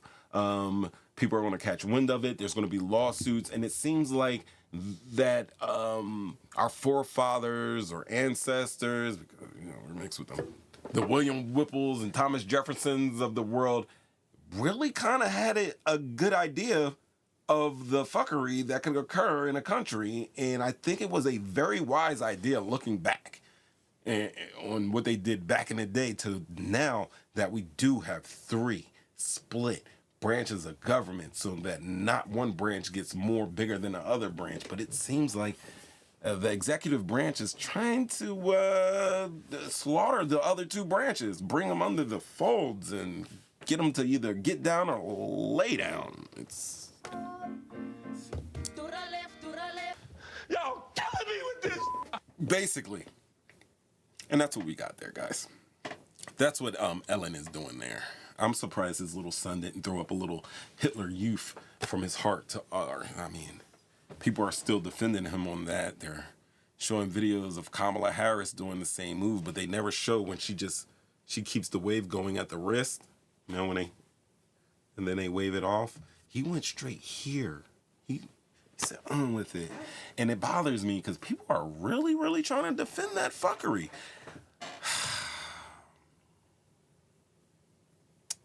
Yeah, fuckery. That's what we got. I'm going to give you one of these right now. I don't know. I'm a good one. It's just a little interlude. Oh, shit. Sheesh, I like it. All right. Talking shit, getting clicks. Here's our show, Black Revolutions, Gary Changers, and Straight Facts. We still here. We episodes. We about to talk Jalen Hurts. We're about to talk Super Bowl. We're about to do it. You see Jalen Hurts holding that statue up there, man. I'm gonna need y'all help, though. I'm gonna need your help. I'm gonna need my Eagles fans to call in 313-825-5557 and. Man, share your voice. Tell me if you watched that game, how you felt about the game. You want to talk about Kendrick Lamar? This would be the time to do it because it's 9:08 right now, and I was really only trying to do like an hour and a half, but we could spend a couple extra minutes. I enjoy doing these shows with you guys. I enjoy being on the wee episodes, and that's why I do it each and every week. And though I had 2-week hiatus, one because, you know, I had the toothache from hell, and then the other one because it was freezing in here. It just could not get warm in here on those freezing days that we had a couple weeks ago. But I'm still here with the YOU, Mode 3 times in the building. Let the children sing for me. Let me get some cheers. Horns, those are for you guys out there. As I get into like we get to the crust. The delicious crust, so delicious. Oh, I probably want to unmute this. I'm gonna unmute. Oh, it's unmuted. All right, so we're talking about Black Revolutionaries. Look, that's my live show up right now. It's crazy. That's crazy. Like, hold on for a second, guys. This is me. I need to start. I need to start doing it, but I haven't been doing it. But that's the call online. Oh man, and that's me. It's me watching me. On the me episodes, hit me up if you want one of these big boys like this. You got to order this. It's gonna take a while, but as you can see, it's popping in. It's popping in. Check it out in real life. You'll love these. Talking shit, getting clicks. The 2025 official whistle, big boy logo. Actually, I call it the big shit. Talking shit. Let me know if I can have better titles for this sweatshirt going here. All right, so we talked about the Challenger. We talked about Dr. Raven Baxter. We talked about Oliver Cromwell, the black, free black man, Oliver Cromwell, who was in the Revolutionary War. Not the other Oliver Cromwell that was, they say that was black and Scottish. I don't know. I'd be looking at pictures. I'm like, I can see it. I can see it. That's the other history right there. Challenger disaster. Oliver Cromwell, Prince Whipple, went to some Revolutionary War history, got some things, just qualified some things about how blacks were getting it in for the Revolutionary War. But one thing that we did not get to talk about this evening is we did not get to talk about my third black choice for Black History Month. Now, I know I didn't want to go with any entertainers or athletes or anything like that, but first and foremost, I got to tell all of you that I bleed green. No one likes us, we don't care. I bleed green, and I love my Eagles. I love my Philadelphia Eagles. I came around and became a fan around the Randall Cunningham era, you know, Reggie White, Jerome Brown, Mike Golick, Andy Harmon, Clyde Simmons, Michael Zordich, Eric Allen. Congratulations. No one likes us. Congratulations on your Hall of Fame. Heath Byers, Heath Sherman. I can't name them all. No one likes us. I gotta do that because that's our chant right now for the Eagles. But we beat those boys up. Let me tell you what. Matter of fact, Love, if you're still listening, you know, if you're listening and not sleeping or doing your nighttime beauty routine, you call in because I want you to tell all these guys. You tell everybody the truth, Ev, that I've been telling her since the playoffs started that Cooper DeJean was going to get a pick 6. And I've been saying it every game because I was like, he's due. He is due. And he got one in the biggest game of the biggest games. He got one in the Super Bowl, and he got it against Patrick Mahomes. Hello, that's my Patrick Mahomes voice. Hello, I'm Patrick Mahomes. Hey, Andy, I want to throw the ball. Where's my flag? I don't know. I can do better. I know. Hi, Patrick Mahomes. It's Mahomes. Oh, my God. I can't help it. But, listen. All right. So, as some of you may know, like close to me, like the first time when we won the Super Bowl back in 2018, I watched at my parents' house.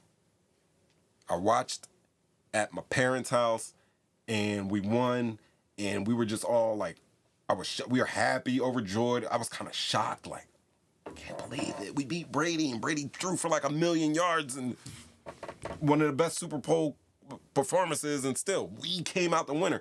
And then we lost to the Chiefs, and that's where I got a breakdown in. That's where my memory goes kind of shot, because over the last week leading up to the Super Bowl, I was just remembering that game and how sucky it was.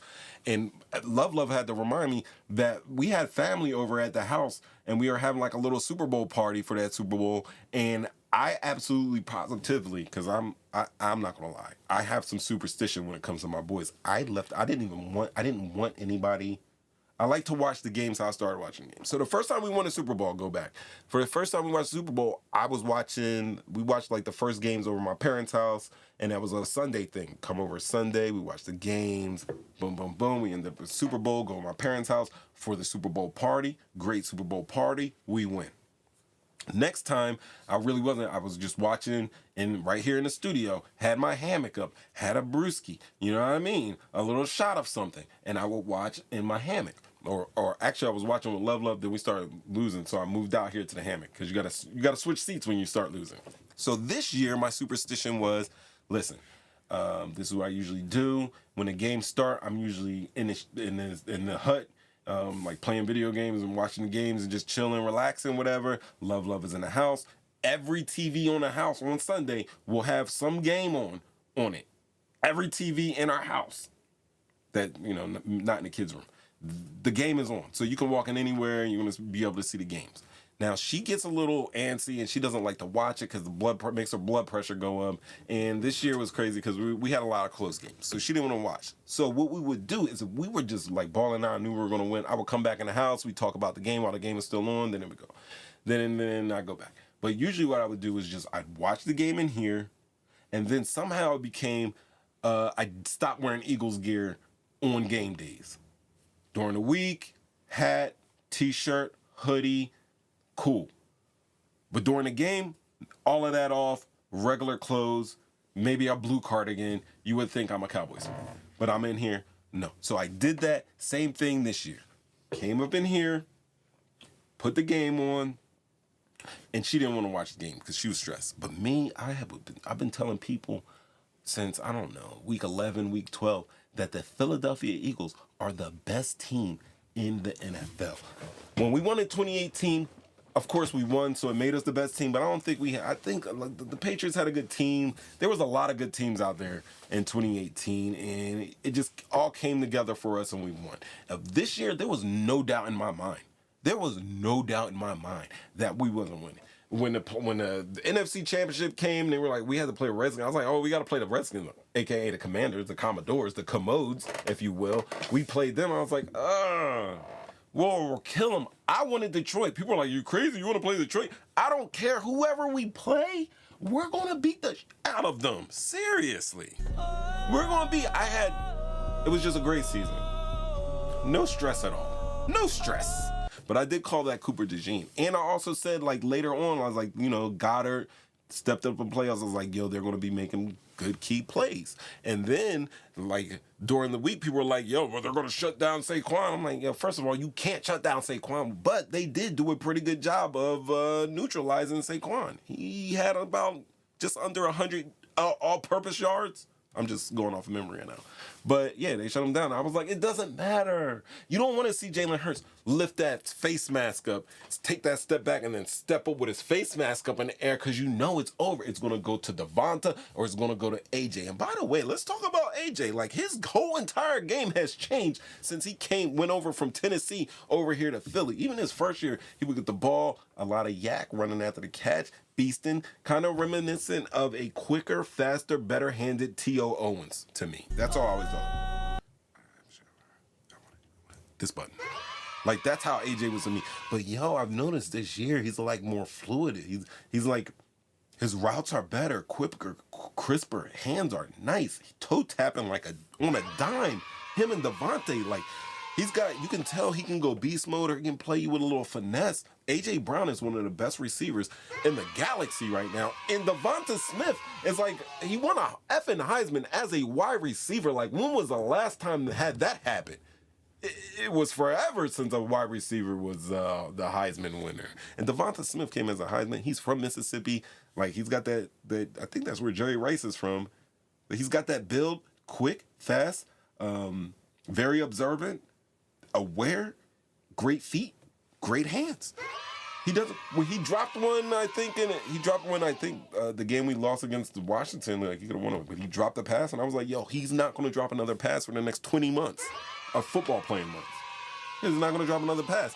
But I knew. I was like, yo, we're going to go in there, we're going to keep it. Ev was like, I don't know, I can't. I got heart issues when it comes to Philadelphia. I was like, yo, we about to roll these boys up. And still in the back of my mind, I was like, yo, I've seen the videos of Patrick Mahomes. I've seen the videos of Kansas City Chiefs and their the biggest fans, a.k.a. the refs, and how they be getting phantom flags. And then it takes me back to the pass interference call that went down. Also, I forgot about this, but I remember watching that first time we met up with Kansas City in the other Super Bowl that we won't even talk about after this. I was like, yo, something was wrong with the field. Like, the boys were... Something was wrong with that field. They couldn't get no grip or anything. But this time around, Do I think the NFL is rigged? Hell yeah. Do I think it was rigged in the favor of the Kansas City Chiefs? Yes. But I also think that the people have spoken. They were tired of the Chiefs. They were being exposed. The refs were being exposed. The league was being exposed. I believe that this game... Roger Goodell got everybody together and said, hey, there's going to be no effery. And I was like, at first I was like, yo, it might be some effery because A.J. Brown called that offensive pass interference. But it was like on the head, to the head. I can understand they called that. Anyway, we got another call. We scored, did our thing, scored. It should not have been 22. They should not have had 22 points. We put in our B squad that damn near played the whole entire fourth quarter.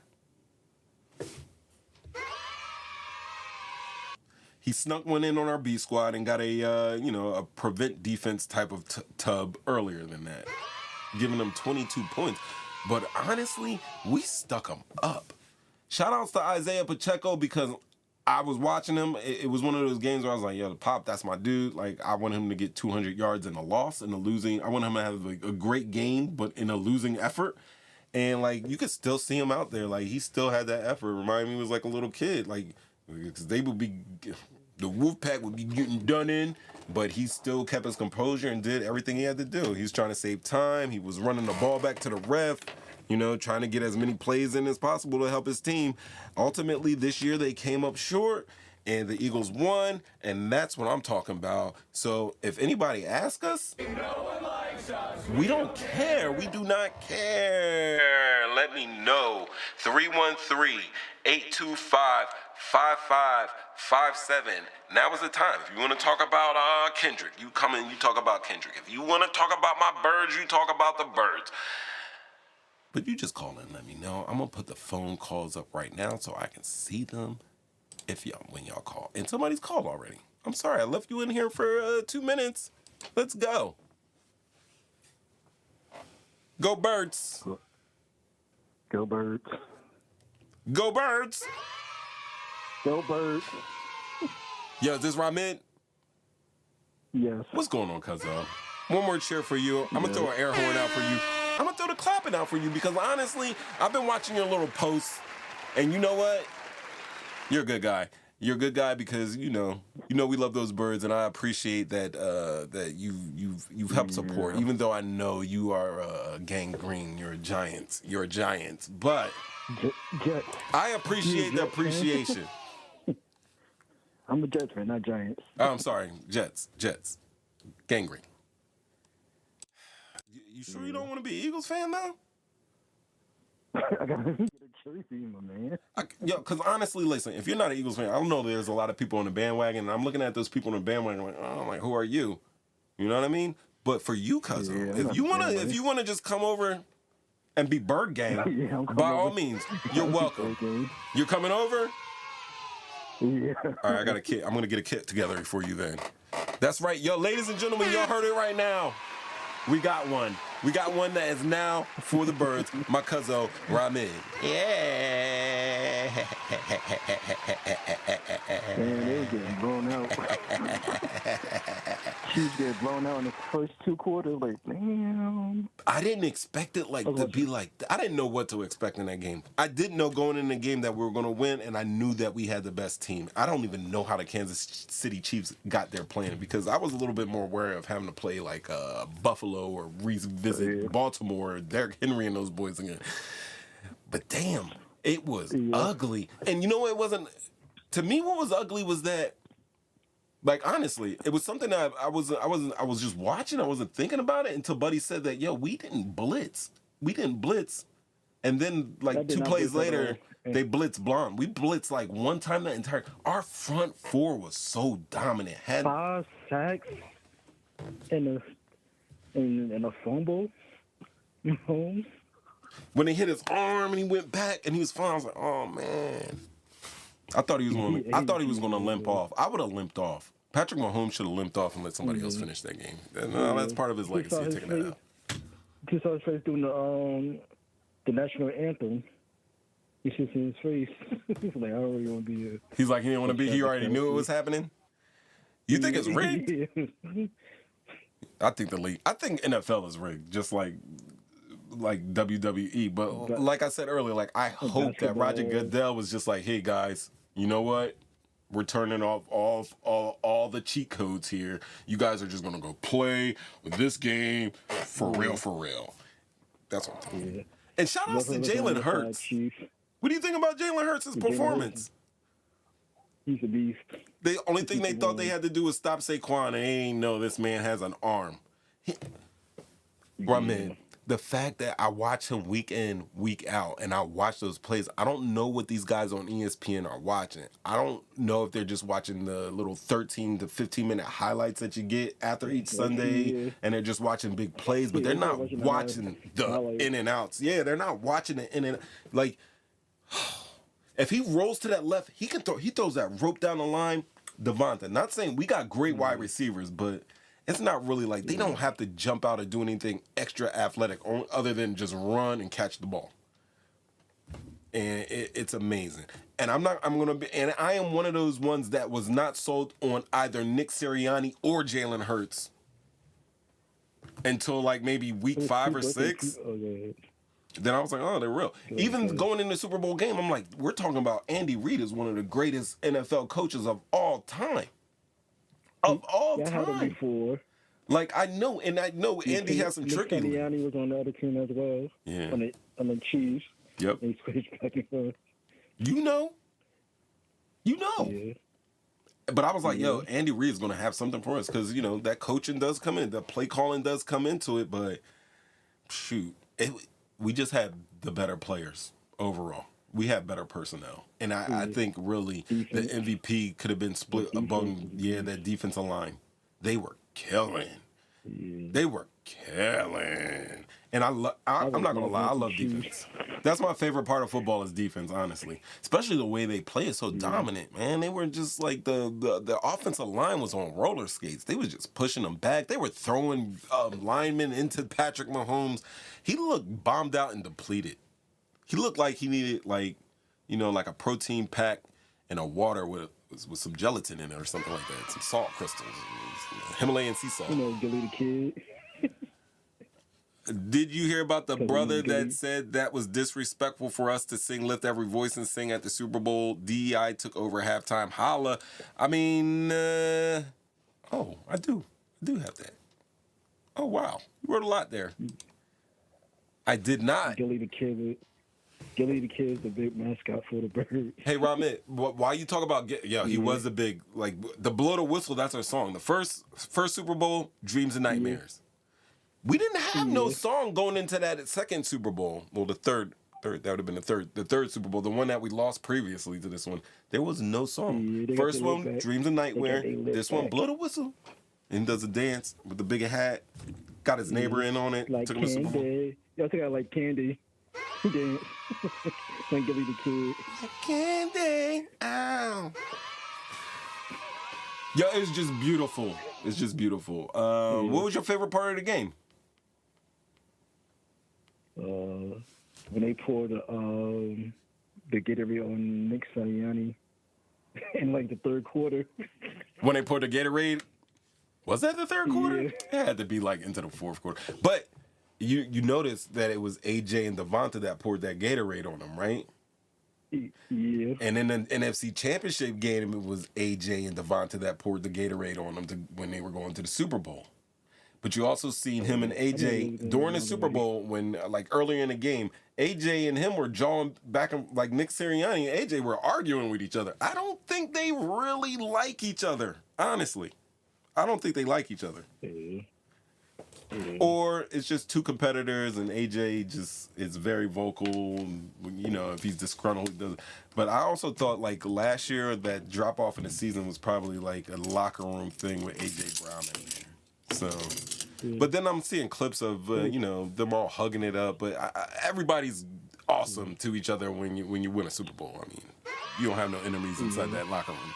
Cooper's birthday was Sunday. Yep. Wasn't Saquon's birthday as well? Yeah.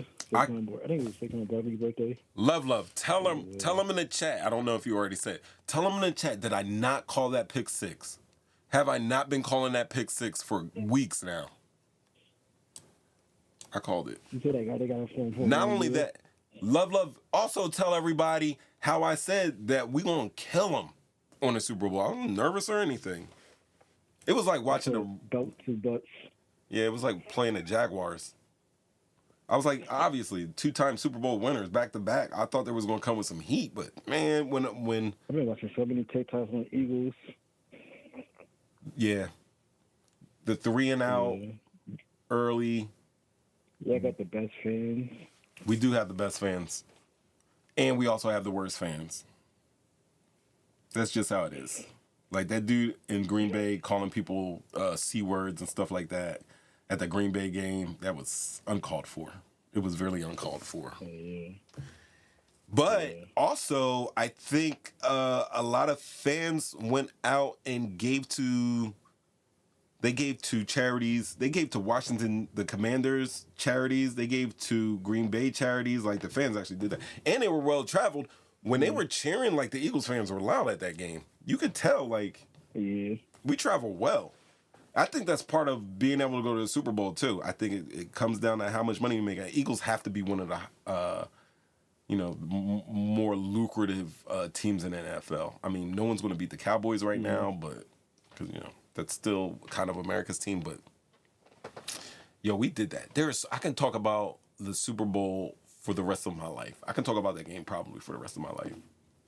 That 60 minutes of football. What did you think about Kendrick? Yeah, it was all right. It was all right. I saw Serena did a crip walk. You saw Serena do the crip walk?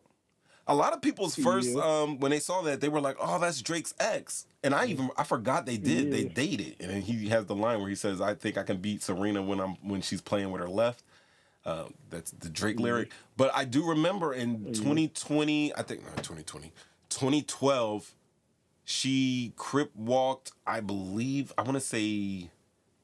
Not the Australian Open. It had to be like the Olympics. It was the Olympics. She was crip walking and everybody was like going off on her. So obviously Kendrick did that. But then her being the ex of Drake is also some other stuff. But people were like, she was being petty. I think she showed up just to crip walk and represent California because her and Venus are from Compton. They're products of Compton. I don't know if you saw King Richard, but their dad went through some stuff for those girls to go to practice out Uncle there. Sam. I love Uncle. Now, honestly, to be honest with you, I was really there for the game. I know a lot of people were like, I just show up to watch commercials at halftime. I'm an Eagles fan. I was about the game. I used that time to kind of like decompress and get some snacks. That commercial was funny. What was your... damn, hold on. Give me a second. I'll be right back. I gotta...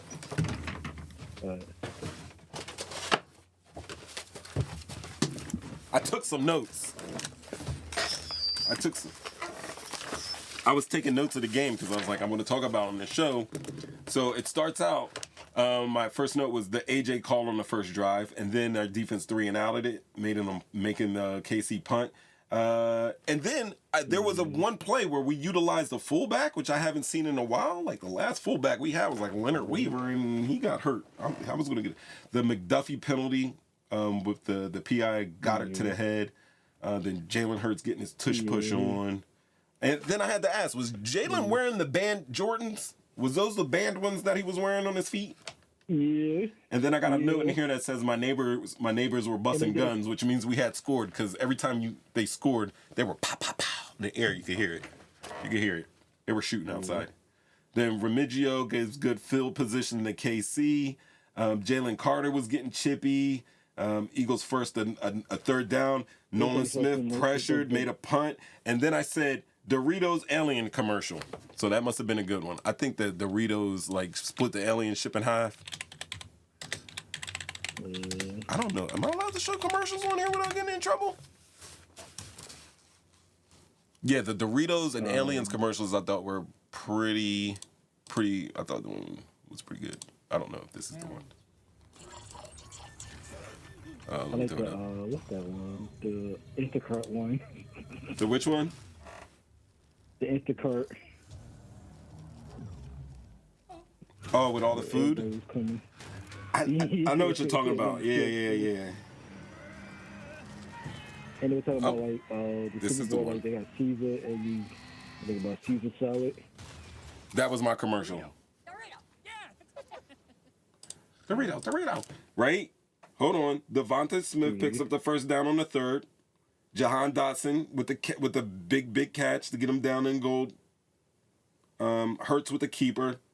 Saquon started getting hot. Then we went to Kenny Gainwell 2 times in a row, which was weird. Then we had a 3rd and 4th with a flag with the Chiefs offsides, giving us the 5 yards in the first. Then Hurts got his first quarterback keeper for a loss. Then he threw the interception.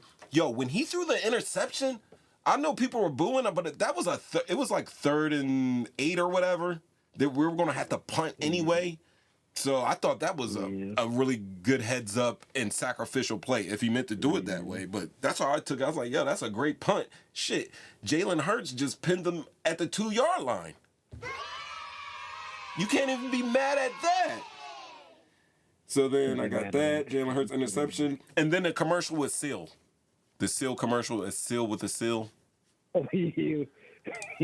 After that, I was like, after I wrote that, I I stopped taking notes. I just enjoyed the butt whipping.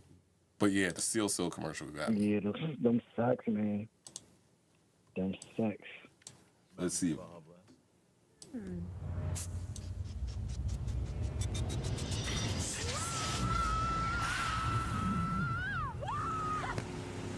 Refreshing.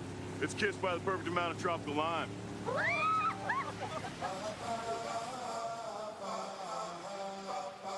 Craziness.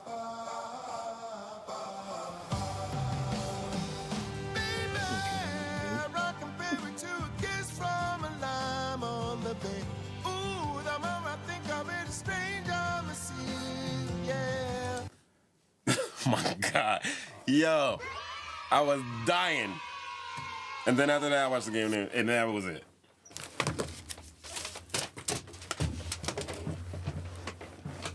Good game. All right, so what do you think about Kendrick? It was alright. Everybody said the performance he was dancing like on controller, the PS controller. They said game over at the end. It's funny you say that because I've been watching all of those videos with all the theories of and all the symbolism that he showed on there. But that is the first thing I saw. I saw that PlayStation controller. But Ramid, you would also know that on Friday, PlayStation Network went down. Yep. Is that another thing that Kendrick was doing? Was that some spooky Illuminati-ish right there? Because, yeah, he did. I was like, when I saw it, I was like, yo, that's a PlayStation controller. They call him the Boogeyman for no reason. They call him the what? The Boogeyman. That's funny that you say that. Because I be watching those old school Instagram, like, Illuminati videos. And they were talking about in music in the 1970s that people were singing to like a force, and I don't know, I guess a demonic force, and they would call it the boogeyman. That's why Michael Jackson had that song, Blame It on the Boogie, Blame It on the Boogie. And people were like, I'm your boogeyman. Like, that was the thing. And then the rappers were, damn, what were the rappers like Jay-Z saying, damn it, what was it called? He calls it something. I can't remember, but Rain Man. So they went from Boogeyman to Rain Man because people were referencing the Rain Man in songs like Fat Joe, Lil Wayne, Jay-Z. They were, so they could be talking about like I won't shy away from this. Like people have done whole ass video breakdowns of the devil in the music. I mean, devil was a musician. I don't know why we're cheering that, but yeah, crazy stuffs, my man. I guess we're going to overtime now. We're overtime.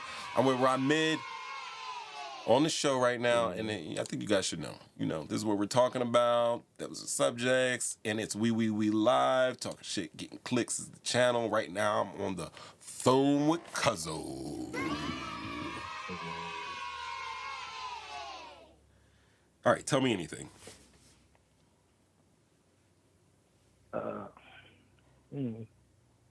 That's how. I hope they go again next year. Because you're an Eagles fan now, right? Yeah.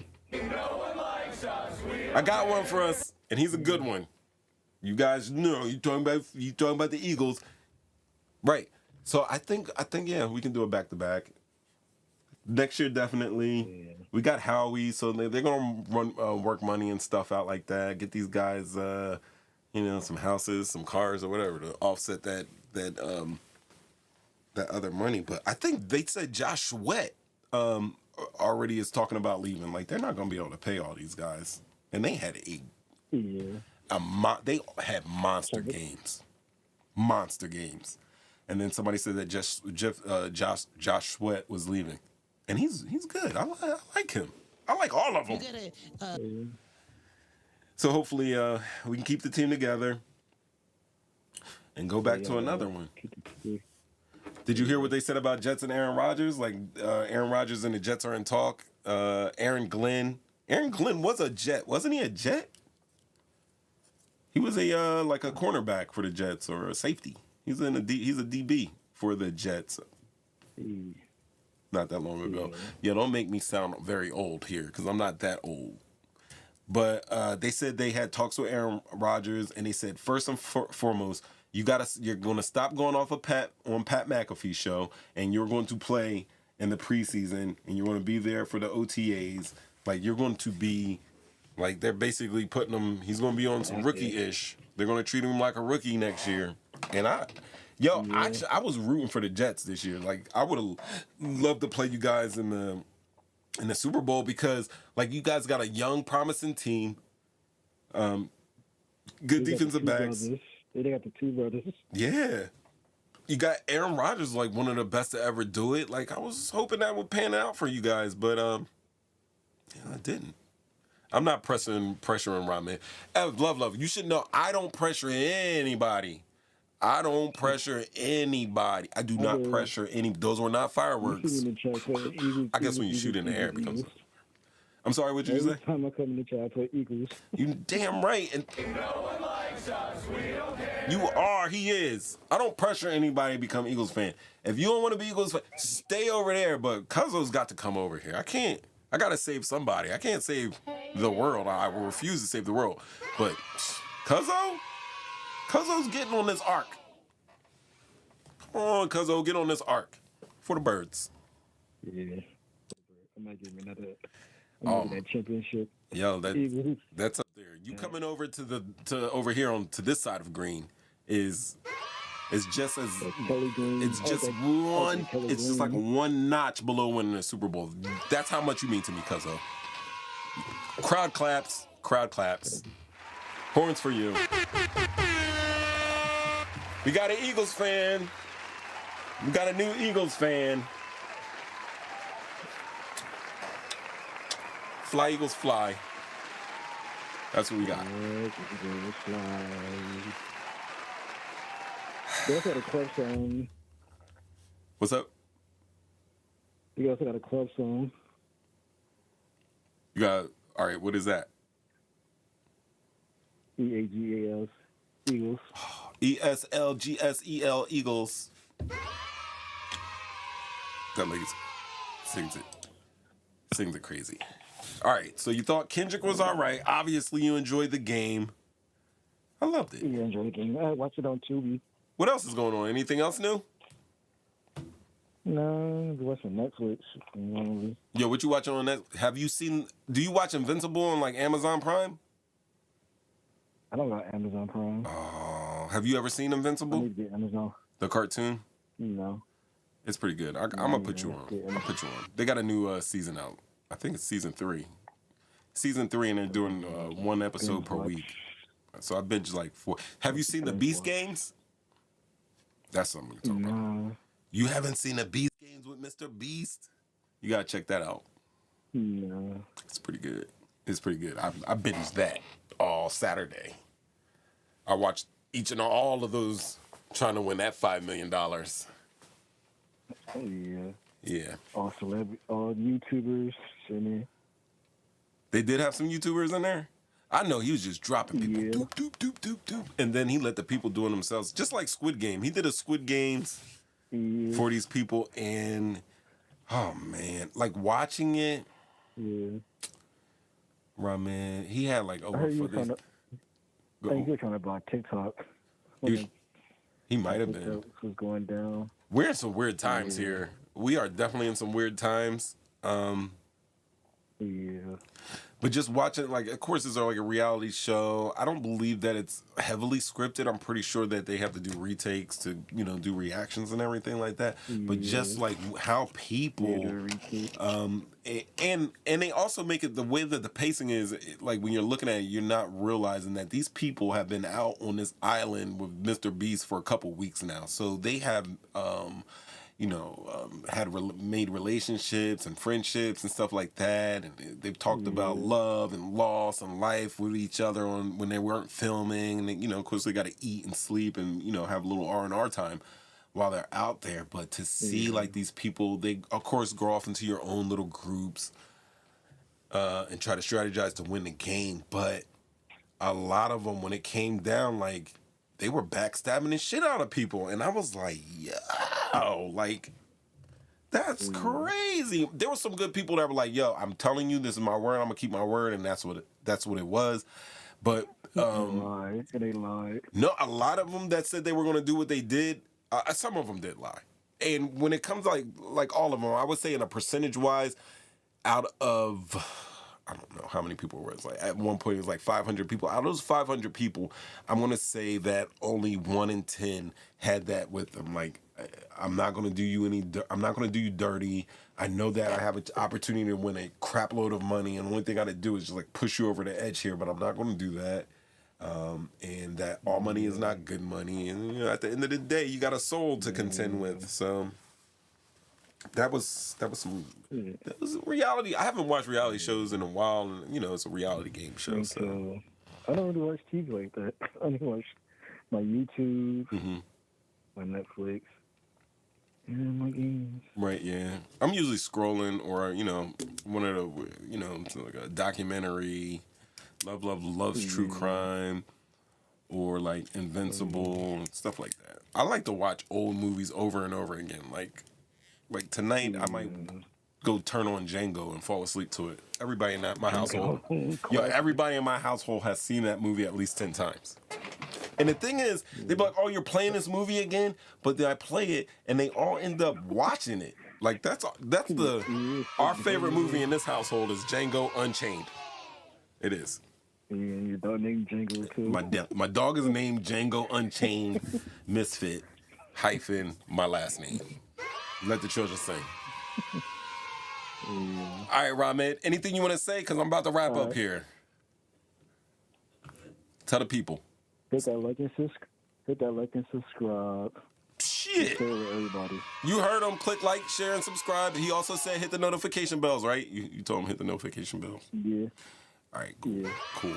Hey, like quiet as kept. Yo, if you guys enjoyed the show, tomorrow, usually like on off days, I go on Twitch, you know, just to help clean up my process because nobody watches me on Twitch here. I mean, nobody really watches me on YouTube. I appreciate everybody that does, though. Y'all are on the bottom floor of something big.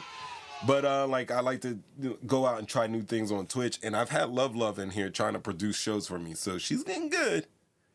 So one of these Wednesdays, you're going to see me not sitting at the desk. I'm going to probably be sitting in a chair and let her handle all this stuff. And I'm going to just get to talk and hang out and chill, which is cool. We've already done one on Twitch, I think, last week, which was cool. We tried to do one the other day. It didn't work out that good, but that's what we use Twitch for, is to practice. So we'll probably be on there tomorrow if you want to check us out. Make yourself a Twitch account if you don't. If you don't have one, you don't want to, it's no big deal. We'll be here every Wednesday, 7:30 p.m. I got Rob Mid here. He's now an Eagles fan. God bless everybody for that. Still got the call-in line, 313-825-5557. Don't call now because we getting out of here. And this is for people know them as the JumpOut boys in their city. For the JumpOut Gang. Appreciate to all of you guys. I bleed green. Go Eagles. Oh, go Jalen Hurts. Go Jalen Hurts. I get so excited, I forget. Let me remind you guys something real quick before I go. Jalen Hurts was born on August 7th, 1998 in Houston, Texas. All right? And he is now the quarterback for the Philadelphia Eagles. He attended a Channel View High School in Texas where his father served as football coach. During his high school career, he amassed impressive statistics. I'm talking about 2,400 yards passing, 26 touchdowns, and almost 1,500 yards rushing with 25 touchdowns in his senior year. That's how he got to college. He started playing for Alabama as a true freshman. He led the Crimson Tide to the college football playoff national championships. Now, after 2 seasons, a notable quarterback change during the 2017 championship game. You remember, Tua came in and delivered the goods. He transferred out to the University of Oklahoma, where he had another crazy career season, accumulating for almost 4,000 passing yards, 32 passing touchdowns, and 1,300 rushing yards off of 20 rushing touchdowns, and he finished second in the Heisman voting that year. Now in the NFL, the Philadelphia Eagles selected Mr. Jalen Hurts in the second round of the 2020 NFL draft, and he became a backup. But as he took over a starting quarterback late in his rookie season. Now, since Hurts has led the Eagles to multiple playoff appearances, earned 2 Pro Bowl selections in 2024 season. He guided the team to a Super Bowl victory just last week, secured the Super Bowl MVP award while doing it. Now in Super Bowl LIX, that's what I'm calling it, Hurts delivered licks because he was giving the licks because they had to get their lick back. Did you see that on Instagram? A little boy asked him during media week, Ramid. He's like, hey, Jalen, are you going to get your lick back? And Jalen was like, yeah, we'll see. Basically, all humble with his praise and everything. Let's not get it twisted. He threw 2 touchdowns, and he set a quarterback Super Bowl rushing record with 72 yards. Now, his efforts were instrumental in the Eagles' 40-22 victory over the Kansas City Chiefs. Now, Ramid, there's a parade on Friday. If you want to rock out, you know, come on through. I got a hat. I got a sweatshirt for you. We can go out and go get our parade on.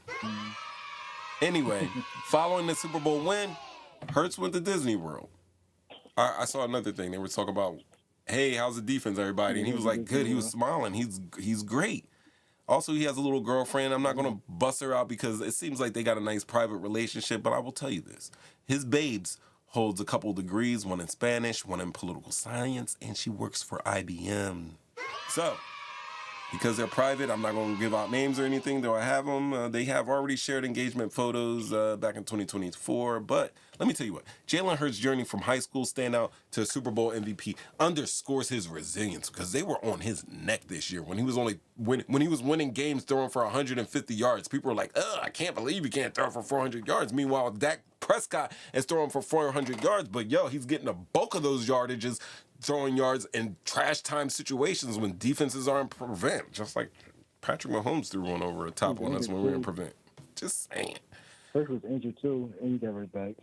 He was injured. You know what? They were injured, and that was my only going into the championship game. I was like, like they're injured. We had a lot of guys that were injured going into that game, but I was like, if they can win that, we're going to be good to go because they got 2 weeks of rest until they got to play the next one, and that's how it panned out for us. Perfect timing. All I would say is that Jalen Hurts Super Bowl MVP underscores his resilience. It underscores his adaptability and his leadership, both on and off the field. I'm not going to lie. Like, I wasn't sold on Jalen Hurts. I was not sold on Nick Sirianni, but they got one. They got one, and I'm with them. That's all you need to know. Yeah. And if you don't like that, no one likes us, we don't care. Yo, I am Mo 3 times. Hello, everyone. Ramid's on the line. And tonight's show, Black Revolutionaries, Game Changers, and Straight Facts, featuring Oliver Cromwell, Prince Whipple, and NFL Super Bowl MVP Jalen Hurts. All of this on Talking Shit, Getting Clicks YouTube network. And of course, what you're watching is We Live with Mo 3 times. That's me. And you can catch me here, same channel, 7:30 Wednesday nights. And with that, I'm going to, I'm going to do some little theme music. And we're out of here. Ramid, love you, cuz. I'll see you soon. Love you too. Peace. And we're going with the music. We're out of here. There we go.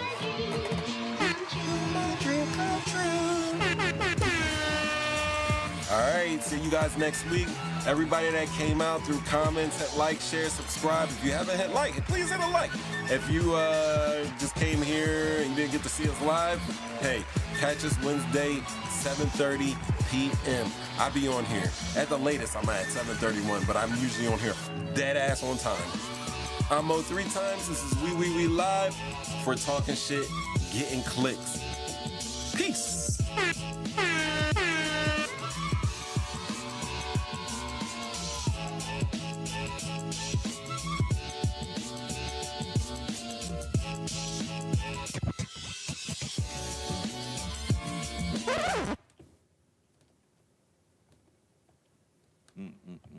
Ain't nothing.